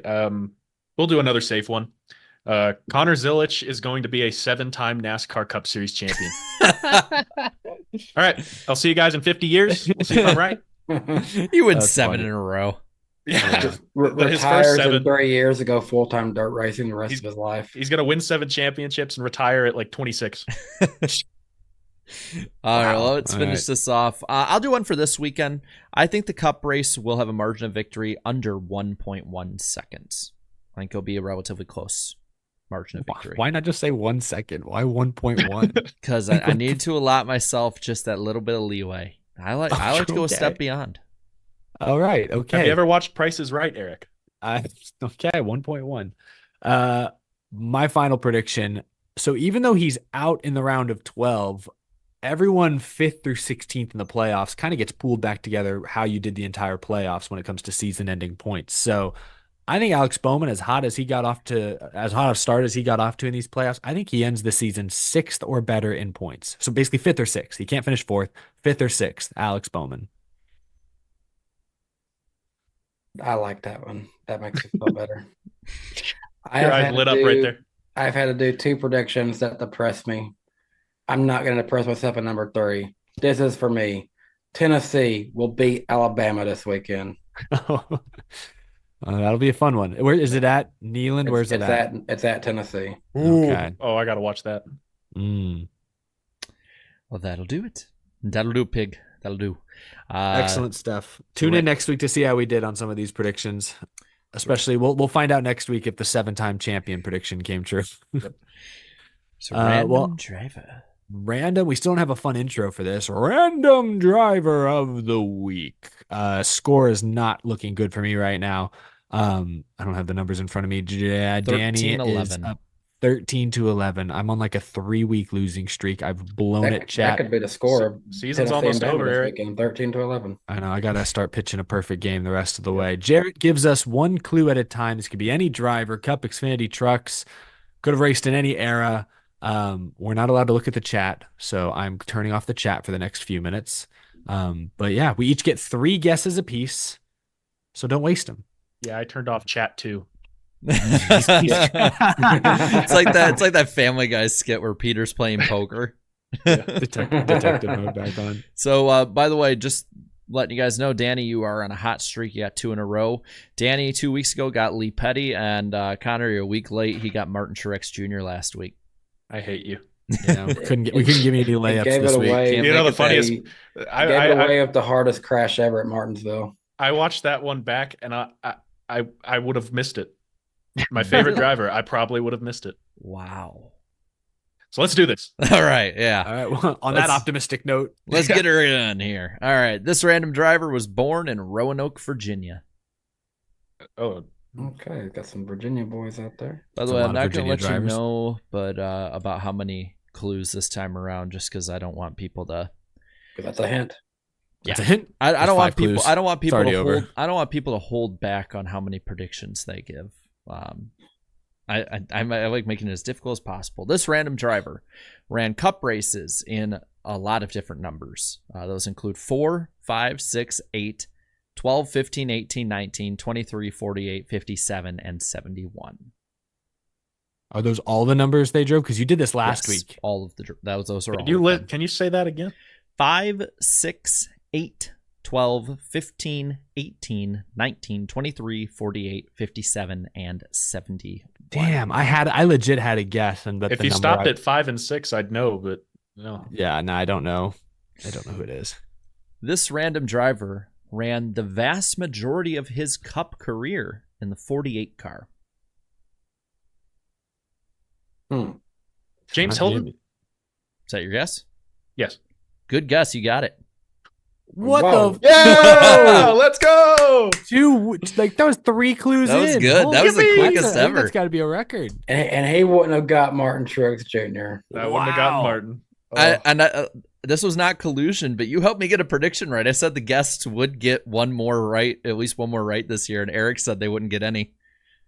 I mean, I didn't Wow, I have made that the first prediction. chance to say. I heard 71 and just fought Dave Marcus. So Yeah. Well, when you said Roanoke, Virginia, isn't Elliott Sadler from Roanoke, Virginia? Or am I crazy They're off from on that? Virginia. I don't know what. No, it's not Roanoke. Okay, because I was immediately thinking Elliott Sadler, but then you started rattling off the numbers, and I was like, "Damn it!" Hell of a pull. Yeah, good I job. couldn't get Martin Truex Jr., but I got James freaking Hilton. I just opened up the chat. Sadlers are from Emporia, Virginia. Emporia, Virginia. I thought Boyer's from Emporia, Kansas. Why are there so many Emporias? I ran a marathon in Emporium, Pennsylvania. What is going on? God, there's It's so like a new Elm Street. What's crazy is there's like so many different random, obviously for the segment, random clues I had on here. I had 29 clues ready to go, and with 26 of them are. Sorry about that. Nah, don't worry about it. That makes the fun of it. We have never had somebody get it in the first 3 before. Damn. Well, I'll tell you what Witness it was. history. For one of my high school classes, we had to design a website. And on the website, I decided to put every NASCAR paint scheme ever. And I started with 1949. So going forward, I saw that the 48 car was James Hilton, like from the 60s to the 80s. And that's my excuse. That's an impressive pull. So, And I couldn't get Martin freaking Truex. God. so I actually had, going back to something we were just talking about, Emporia. I looked up how many places there is in the world named Emporia. There's only 5 places in the world named Emporia, and we set just up to get 2 NASCAR drivers from 2 of them. Wow. Interesting. There's Emporia, Virginia, Emporia, Kansas, Emporia, Indiana, Emporia, Florida, and Emporia Dodekanesos in Greece. Shout out to our Greek viewers out there. If you're watching this from Greece right now, leave a comment. All 3 of them. If you're watching this from anywhere other than Greece, If you're leave a watching from comment. Greece, recite your national anthem right now. That's a fun poll right there. Well, congratulations to Connor, absolutely dominating Random Driver of the Week this episode. But gentlemen, all we've got left is our weekend preview, Las Vegas Motor Speedway. Couple of notes: SVG driving the 16 in the Cup race, and Jimmy Johnson back in the 84. God, I just hope he sees the green and white checkered without issue. Can we get through one stage without something devastating happening to Jimmy Johnson, Car please? doesn't start. Oh, that something like that would happen. I love the pictures of like Shaquille O'Neal on the Celtics. That's how I think of him now. It's so sad. Yeah. Why do you have to come back? Brett Favre's second year on the Vikings. Yeah. That's what it's like. Pretty Tough. much. The Xfinity Series races, the Ambetter Health 302. It's a 200-lap race. Stage breakdown is 45, 45, 111. Race is Saturday night at 7:30 p.m. Eastern Time on the CW. You can also listen on PRN, Sirius XM. Weather looks good. 73 degrees, mostly sunny, 1% chance of rain. I guess they have to put 1% just so, if it does rain, they don't look like fools. Knowing NASCAR, it's gonna rain. Riley Herbst is the defending winner. Remember, dominated this race a year ago to get his first career win. He is still in the playoffs, right? Yeah, right. So big chance to make some moves I should before probably Phoenix. Just pop this up on screen then. Oh, The He is point. Are you not. looking at the points? Oh, he's not in the points anymore. Did he get eliminated? Oh yeah, he Yeah. did get eliminated. I wait, totally missed what that. happened to Parker Kligerman? Or not. Let's not do that again. Yeah, I forgot Herbst is out. I forgot about the crash. Well, that's unfortunate. Really unfortunate. I'm sure they had this race circled. The Cup race Sunday is the South Point 400, 267 lap race. Stage breakdown is 80, 85, 102. 2:30 p.m. Eastern time on Sunday on Big NBC, also the NBC Sports app. You can listen on PRN and Sirius. The weather, again, looking good, 77 degrees and sunny. Oh, today they listed 0% chance of rain, so I guess it is possible. 0% chance of rain this weekend. That's music to my ears. Kyle Larson is the defending winner. He's won 2 straight Las Vegas Cup races, both times holding off a close, hard-charging Toyota. So I think predictions are going to be interesting this time around for sure. We're into the home stretch, boys. The chat, it pains me to say, is now leading the pick points once again, but I have them right where I want them. 5 points back, but I get to pick ahead of them. That could be big these final few weeks. Jarrett, 21 points out. Danny as well. Co-basement boys here on the panel. Jarrett gets the tiebreaker with more wins. Oh, he does. I see that now. It's close, 11-8. So 4 races to go. It's still anyone's ball game, truthfully. But chat, we can officially say this is a back and forth. Hey, I just want to traded the lead. I want to put it like this too. 5 weeks ago, Eric was 21 back, and he since had taken the lead and then lost it. So we got time. No need to panic. No need to panic. I keep saying, saying stop the count in the chat. I keep saying I think 4th may be where you want to be come Phoenix. You want to be 4th, like 5 points out of the lead. 4th, like I was 11 points back and 4th a few weeks ago. That is where you want to be. Yeah, exactly. Now do it like NASCAR. Reset them. Just reset the points. Ooh, winner take all. It all comes down to Phoenix. Just like forget it all. Forget all this. It's turning into whose line is it anyway? The points don't matter. Nobody's keeping score. Well, we'll start with the Xfinity Series race. Order. Oh, I guess guest is here. So Connor, you will lead us off. You get to play spoiler, making the first pick. You can take someone big off the board. Who wins the Xfinity race at Las Vegas? I'll go with Cole Custer. I like Cole Custer. Fair enough. He's been solid. All right. Then I guess Jared owns the tiebreaker, so Danny is up next. I'm going with his teammate, Riley Herbst. Oh. Thank you. You left my number 1 guy on the board. Eric Almirola. Yeah. Thought about him too. Brutal. I'm not even looking at who the chat's picking. I promise. That's who they wanted. Yeah, I wasn't even looking. I don't want to be influenced. So I will take the 3rd part of that epic 3-way battle at Kansas a couple weeks back. I'll take Chandler Smith. And I think the chat may go Allgaier. They were going 81, but now they got to go. Yeah, they're going Allgaier. That's a good pick. Can he right the ship, though? It's been a rough few weeks. Hey, remember, he's Hamlin of this series. So. Yeah. Always the bridesmaid, never the bride. Well, next is our Cup Series suck pick. This one we can have overlapping picks. So Connor, less pressure here, but who's going to suck in the Cup race? I think after last year, I want to choose my driver, but at this point, he's kind of a non-factor. I hate saying that. God, that hurts. But I'm going to go with a factor. I'm going to go with somebody who's in the playoffs, Denny Hamlin. I think he's very distracted right now. He's got a lot on his plate, and I think that's going to find his way to the performance. All right, Danny, what about you? Someone who's come to life a lot these last few weeks, but I don't think he will do as well this week, even though he won at a track pretty similar. I'm going to say Ross Chastain as my suck pick, and by that I mean probably like maybe 25th or something like that. Yeah. Something must go wrong then. Yeah, that's what I'm kind of thinking. Just something go wrong. They're kind of the afterthought right now at this point. This guy's teammates are pretty good here overall. When they're able to do well and finish. But I think that Cindric, I think he'll probably run in the teens or 20s. I like what Connor did picking a playoff guy. I think the 8th fastest playoff guy is going to be Joey Logano. I know he's historically been good at Las Vegas in the spring, but even this last year in the spring, didn't he win the pole, but like drop and finish like 10th? Like he was fine, but like 10th isn't great when you get to the round of 8. You need to be top 5, and I don't think he will. So I'm going to say Joey Logano. It's a good thing that Michael Marutz is live, according to some people in the chat, because they're all picking Jimmy Johnson. I'm seeing a lot of Jimmys. There's some for Logano, but a lot are picking Jimmy Johnson. Well, I accidentally scrolled up to where all the 7s were. I was like, guys, LaJoie's not in that car anymore. You don't have to pick him. All right. Dark horse pick. Connor, kick us off. Kyle Busch. I like it. can't even believe that's a dark horse pick these days, but Kyle Busch. I like it. Home Money track. on him It's a just dark for the horse hell of it. these days. I might put money on him just for the hell of it. I mean, he was pretty For the good here. storyline. He was fast in the spring. If it wasn't for his team, he would have probably got a top 5. Do you think Kyle Busch would cry if he wins? No, but Hell no. Can you even picture Kyle Busch crying after a win? Has he ever done that? Nope. the dude didn't cry he with a would. compound fracture. I don't think he's crying at anything. Danny. Sorry.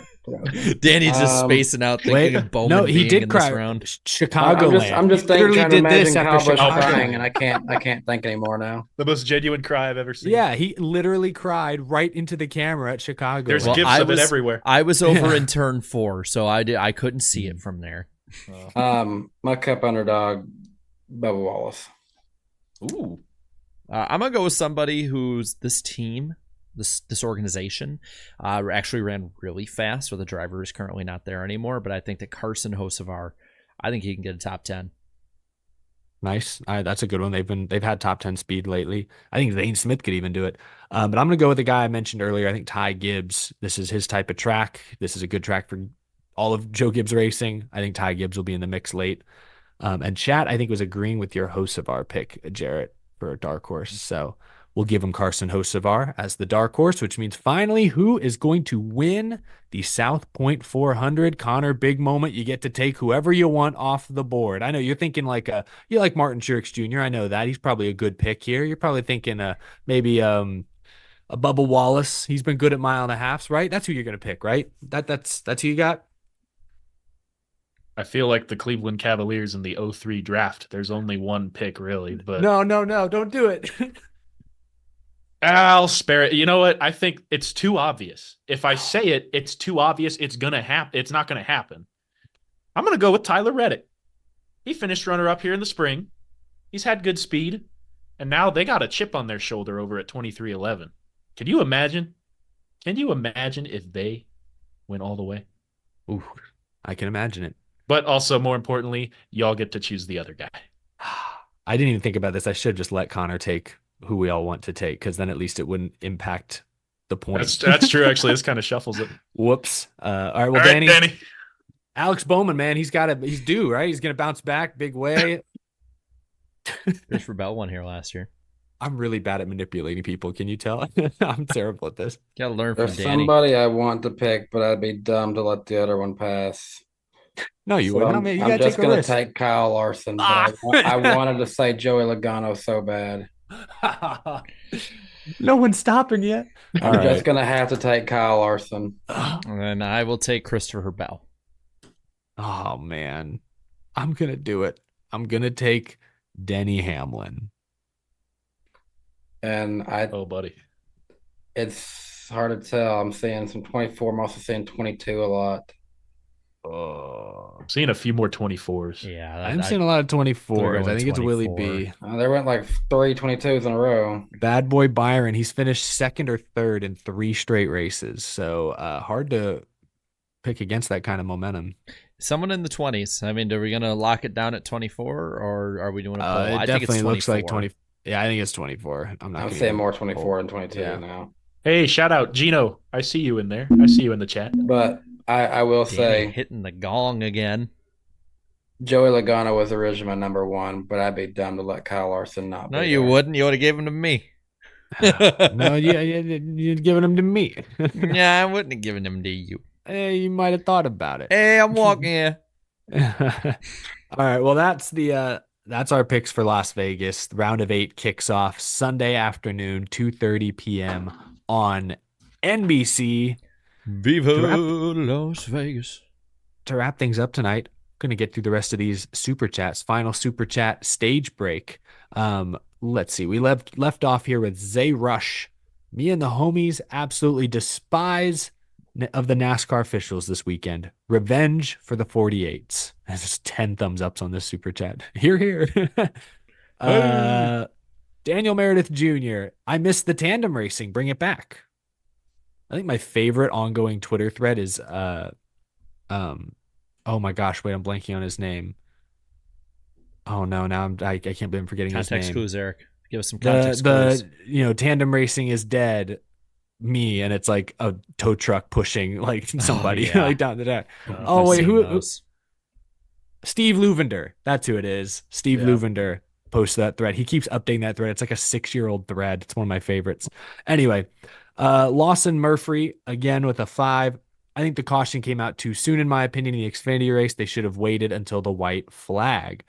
I mean, to your point earlier, Jarrett, they've done that before. So I understand why fans would be like, why did you throw it this time? What about those other times? I get it.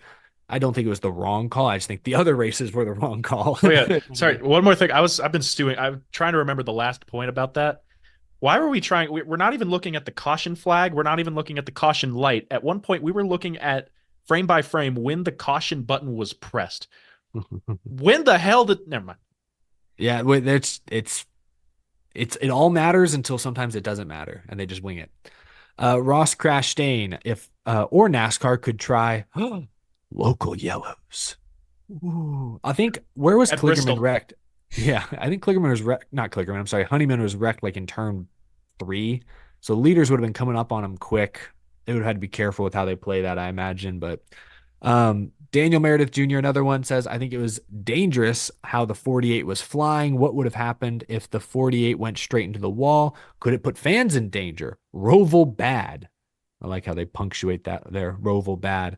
I don't think Bowman ever got enough air to clear the like 4 or 5 foot tall safer barrier. Maybe You're not going fast enough to worry about it there. no, not in that section, but certainly If his the car was too light, then maybe it would. it takes That's off how he got up off the air. like a paper plane. Like an eagle. TVP, this was earlier when the breaking news about the lawsuit and NASCAR's response came in.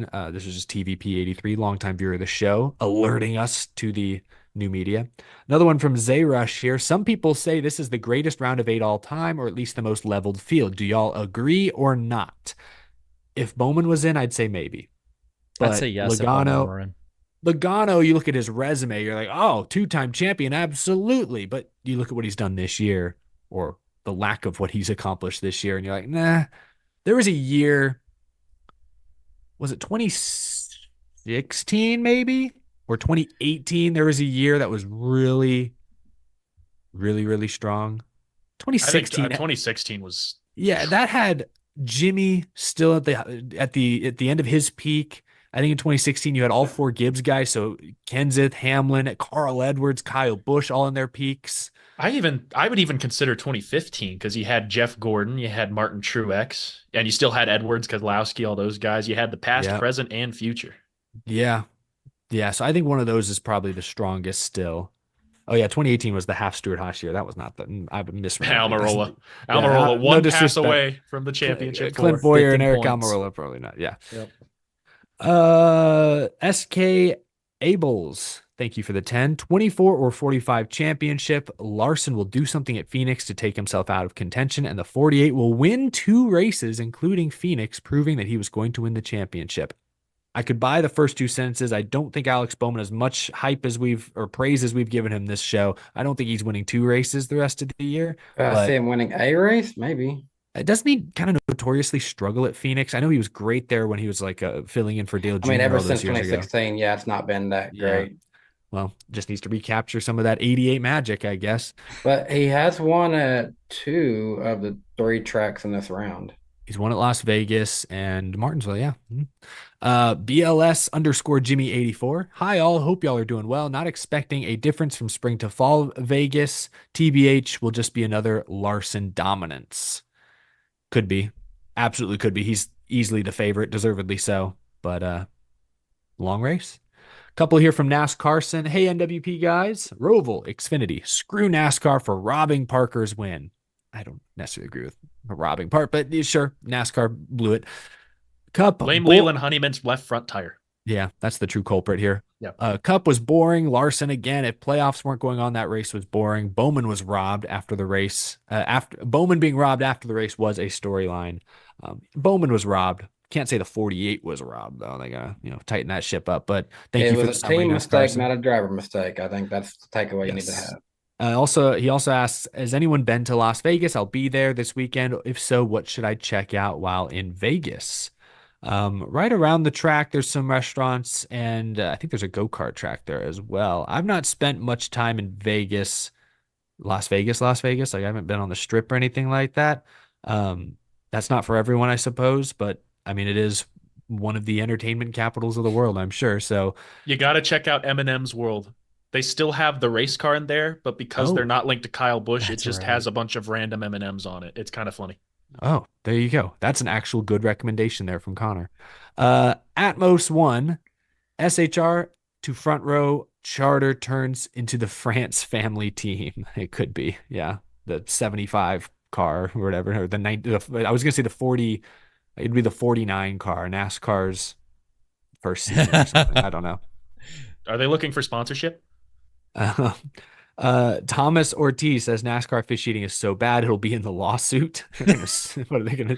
They're gonna sue over bad calls. Isaac V24 asks, speaking of spies, what's your favorite spy film? Mine is Skyfall. That's a good one. Favorite Spy Kids. That slapped Spy as a Kids kid. 2. Love that. That one was Steve pretty Buscemi. good too. Yeah. Danny, please say Spy Kids 3. What was the video game one? That was I don't that know was that I really 3. watch a ton of spy movies, honestly. Then just say Spy Kids 3D. Okay, Spy Kids 3. Yeah, it's the greatest of all time. And I love Casino Royale. Oh, we have 3 men of cinema, and you. The chat saying Cars too. I guess that would count. But not necessarily a spy movie, but a detective movie or murder mysteries. You should watch all of the like Death on a Nile and all those types of movies. Haunting in Venice is the newest one of that series. Attack of the Clones. Obi-Wan does some spying in that. We'll just ignore the rest of it. Spy Who Shagged Me. Yeah, so add them all to your list. Add them to your letterbox and get to it. Homework chat. Herbie Fully Loaded, the crazy NASCAR driver, he goes spying on Herbie that one time. So That one scene, yeah.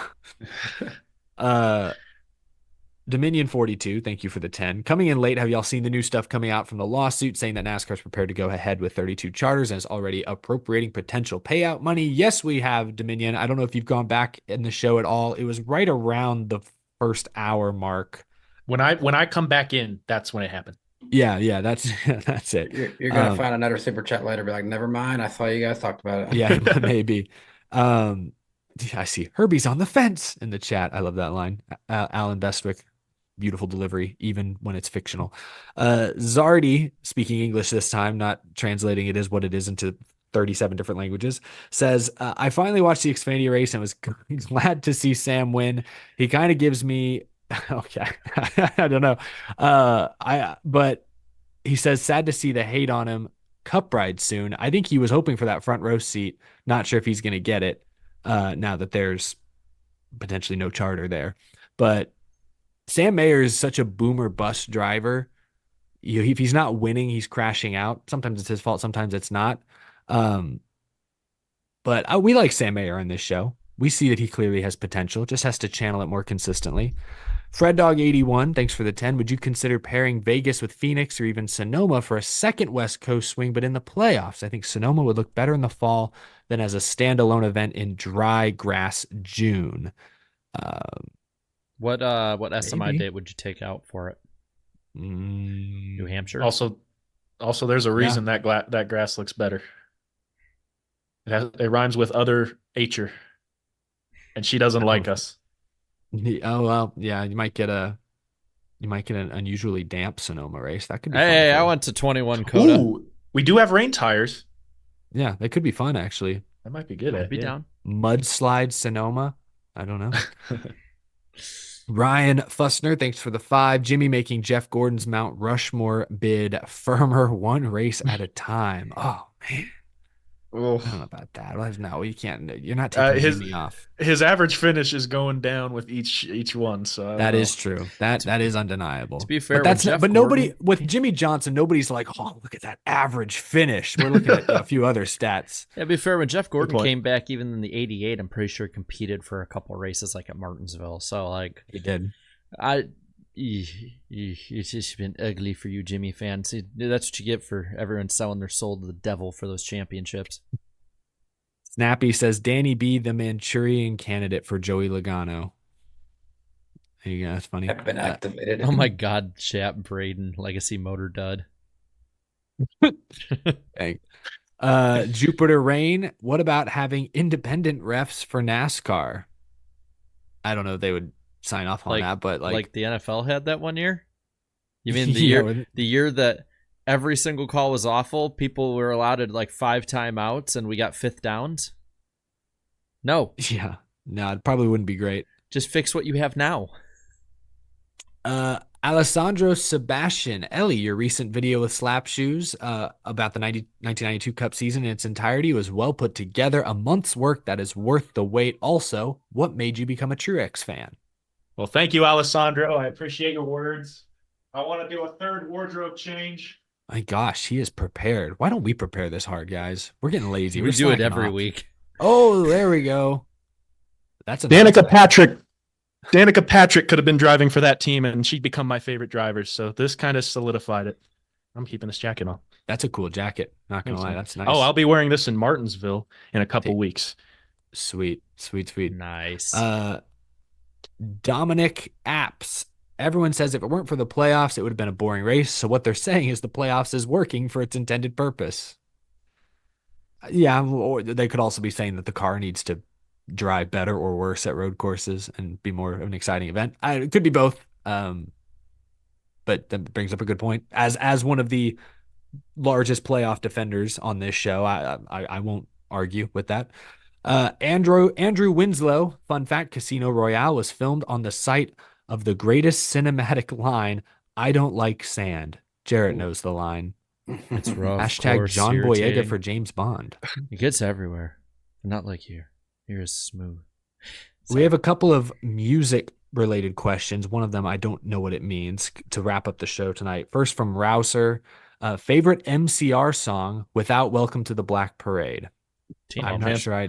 That is my favorite. Oh, yeah, that's like the only one of theirs that I know. Teenagers. I know Teenagers. I don't love that song. I like Black Parade pretty well. I like how didn't they like just recently do like a get together and come back? Because I know that like the original singer of 3 Days Grace is coming back and stuff. I'm sorry. I don't know anything. So I found out, is it true that My Chemical Romance only ever did like one album? It's like 1 or 2, I think. It was like a very small amount. It's kind of like Velvet Revolver. Like Velvet Revolver had like all these really great songs around that time, and I think they only had like 2 major albums, and one of them sucked ass. Interesting. Well, I don't know much about them. Someone said 4 albums. It was a small. I don't know the exact. I just know it was small. I was not. I thought I remember hearing it was like one big album they did, and I was like, and they got that big, like that much staying power. Maybe I'm wrong. Do Chronic in the chat has no idea who we're talking about, unfortunately. And I have no idea what this question means. I'm afraid to say it, but I'm going to say it because I think it's okay to say. Ferg asks thoughts on Brat and the new remixes. If you're asking me anything about music nowadays, I've completely tuned out because it's absolute trash, and I will be a snob on this. Oh man, we've got Snob Jarrett coming on. That's how you know we've gone over 2 hours. Yeah, I got a Van Halen shirt on right now. Oh yeah, we did establish that earlier. We have unlocked something of him with this shirt. Yeah, I don't I'm know a music what these... snob and a cinema Oh, snob. I've seen the meme, like the album cover where it's like just green and the word Brat. That's it. Oh, I have not seen that. I didn't know there was an album. You've educated us, Ferg. Oh my gosh, a few more just came in here. Napa Racing fan, will CW do a remote booth? Final Roval in 2025? Just 2 questions there. Sounds like they're leaning towards doing a remote booth, at least for some events, which obviously would be a cost-cutting measure. I don't like it, but I hope they reconsider. The only people that defended that on social media, like a lot, and not just like, well, I can see where they're coming from, but like actually really defended it and fought for it, were people that work for NASCAR. Yeah. Matthew Allen says full Jordan scheme on 11 in 2025 to piss NASCAR off. That'd be cool. Funny. Yeah. It would probably look really sharp on the 11. They look good on the 45 when they do it. Fred Dog 81, I think this is the final super chat. Wait, the yellow flag caution came out right before Lou said goodnight. You have to continue the podcast. I have the timestamp to prove it. Oh, I see. All right, we're going to overtime, folks. I guess God, not again. Yellow What light do we must have talk come on about? somewhere. Anyone seen any more of those Moo Dang videos? What was that? Is that hippo? Yeah, that I keep yeah. seeing everywhere. Yeah. What's the story there? Is this the new It's Harambe? just a little pygmy hippo. Well, no. She's alive. Some now. no terrible parents have dropped their kid in. They actually have a guard there for her now, so that people don't throw stuff like food to her. Wow. Or my- kids. This is at a her. diva hippo. My fiance has been like just infatuated with this hippo, and it's cute. Don't get me wrong. Where is the hippo? Is it America? China, I think. Oh. I thought it was India. Maybe it's either China or India. I don't know. It's not I don't this know if- side of the world. I don't know if it was Dang. real, but I saw a clip of like I think it was a Chinese zoo painted some dogs to look like panda bears. Is that true, or have I been lied to by social media? It sounds like it could be. By the way, I've seen people asking about our thoughts on chicken, and I'll just hold on. I'm getting the emojis. Chicken Weekly ready. podcast. We do it. We've- That has the we show have has talked- The devolved hippo into was that. in Thailand. Thailand. We have talked a lot about chicken on this show, though. I mean, the one last thing that we do each week now, and now we have a guest we can ask about his team too, is we predict all our own and each other's NFL teams. So Denver's playing tomorrow night at New Orleans. No Chris Olave, and whoever the other receiver is, I think it's Shaheed. So I'll go 21-18 Denver tomorrow. Who are they playing? I'm sorry. New Orleans. Nolans. Ooh, New Orleans is reeling, but Spencer Rattler looked kind of juicy last week. I do not believe in him, but I'm going. I don't either, but lightning in a bottle is lightning in a bottle. Is it at Denver? You said Nolans. Ooh, the Yeah. dome. That's a tough one to play I've seen Spencer Rattler at his best against Tennessee. I've seen him at his worst against Tennessee. So that's a tough one for me. I'm gonna go 24-17 Denver for you, Connor. Are you a big football fan, or are you just like, all right? I'm a big Broncos fan. Nice. Y'all are Okay. being really optimistic, and I appreciate that. That being welcome. said, 28-21 New Orleans. Damn. I think I love Bo Nix, but he has not done much for my fantasy team. So I also got to remember they got Alvin Kamara, who's an elite running back. Yeah. He could easily get the run going against him. Then Danny's Titans are at Buffalo. I'm going 40-3 Buffalo. Oh, I didn't get my prediction. Did you say 40-3? That's disrespectful. Sorry, what's your prediction, Danny? I'll say 31 to 14 with the Saints winning. How about Tennessee? You gonna get the attire for our game? They're in Buffalo, buddy. That's definitely happening. Yeah, we ain't winning this thing. That's for sure. I'm just trying to figure out how many points that they're going to score. Titans been capped off at 17. They don't get that this week. I'm thinking more like 38-7. Well, you guys, do the Bills have Amari Cooper this week? yeah, they just got him in a trade. I'll They go. probably won't get him into the game plan just yet. It's the Yeah, Titans. so They can put him in. I'll 28-10 Bills. well, that's generous. Yeah, that's very generous. 52-14 Bills. All It's right, like a college score. Houston. Hey, again, I had to watch the Dolphins score 70 against my team last Oh, season, so I anything's watched possible. a legendary college game last night. MTSU Blue Raiders beat Kansas State Owls 14-5 last night. Houston is heading into Green Bay. That's gonna be a game. This is a game of the yeah. week material I right go here. 21-17 Texans. What's Green Bay? They're 4-2, right? I haven't Yeah, paid any best attention division to of Green football. Bay. Yeah, that's a tough one. They're Texans actually in the tied for worst last in division. the division right now at 4-2. That's tough. Jordan Love's been making a few questionable mistakes. So CJ though, he's shown cracks in the armor here and there. We don't have Nico Collins, but we got Joe Mixon back, and he showed us how valuable he was last week. So I will go. Yeah, good luck. He fumbled at the goal line against I think maybe it was the Colts or He's just got to get back in a KOC system. That's all. I'm gonna go 24-20 Texans. I'm going to go. Wait, I'm sorry. Is it at Lambeau? Yeah. Oh, Yeah, I'm going to go. It's only gonna be like 45. It's not that cold. I'm going to go Green Bay 28-25. I'd do 23-16. And then game of the week at noon, Detroit at Minnesota. I'm going Vikes 24-21. Aiden Hutchinson's out for the season. Yeah, that's actually the game of the week. I didn't realize that they were playing. But yeah, no Aiden Hutchinson changes things. 5-0 versus 4-1. I think these are two of the top 3 teams in the league. I think you're right. I think they'll split this year too. So whichever one wins this one is losing the finale. I'd go like 34-31. I'm going with the Lions. The Vikings almost beat them last year with Nick Mullins. So I'm like, Sam Darnold, just don't be Nick Mullins. Good point. But now you got me thinking about if they switch. I feel like the Lions, if they win here, they're going to do what they always do, unfortunately. I just can't tell. Are the Lions going to come out motivated? Like, yeah, we lost our star defensive player, but we're like going to fight coach scrappy. Motivated. Yeah, well, that's basically what he does. I mean, or are they going to be a little shell-shocked still? I am completely fine with Minnesota being overlooked. They've been overlooked all year, and it's worked out great.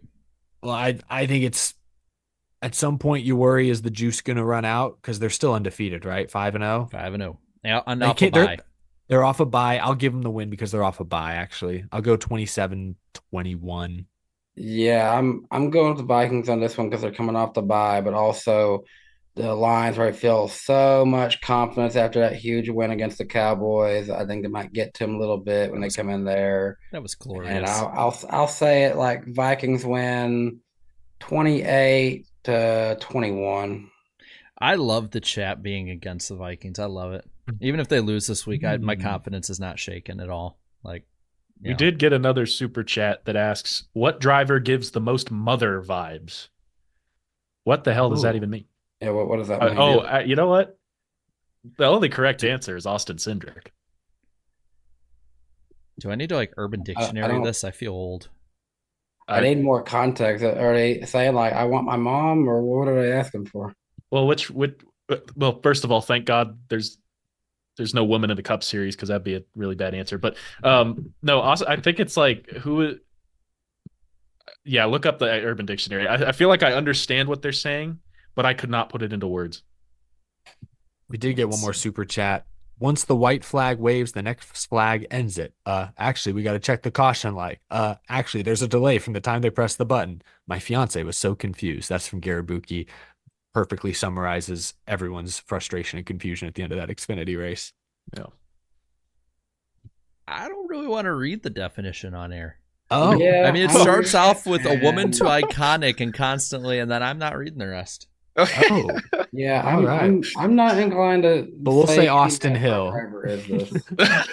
I don't even know what the definition is. And then one of them is, I wish Hill. mine loved me. Then there's like actual definitions. Well, I'm still going Austin Cindric. Yeah, on that beautiful note. Should we call it, guys? Yeah, should we call it a night? We'll do it live. No, yeah, we'll probably. We'll do an after show. The fact that there are over 500 of y'all still sticking it out with us while we bumble over ourselves confused is remarkable. Thank you all for tuning in tonight. For those of you who left super chats, a huge thank you. We do really appreciate the support. Thank you to Ellie Productions for being on, spending nearly 2.5 hours of his Wednesday night with all of us. Check out his latest video.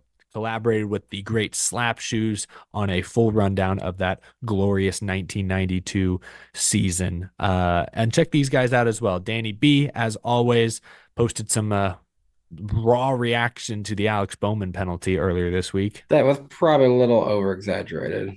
I liked it. I thought it was authentic. Don't walk it back. Jared, of course, streams live after every race. Truck Xfinity Cup. At some point, he's probably going to add ARCA to his repertoire at this rate. I'm not sure. Wait, okay, the wrong way. Yeah. There we go. That's going to do it for us here on NWP. Tune in next Wednesday. 1 week from tonight, we'll be on Danny B Talks. Link to his channel down in the description below. We'll see you then. The round of 8 for both Cup and Xfinity kicks off this weekend at Las Vegas. Have a good one, folks. We'll talk to you again soon. Bye-bye. It is what it is. It is what it is. Drivers, start your engine!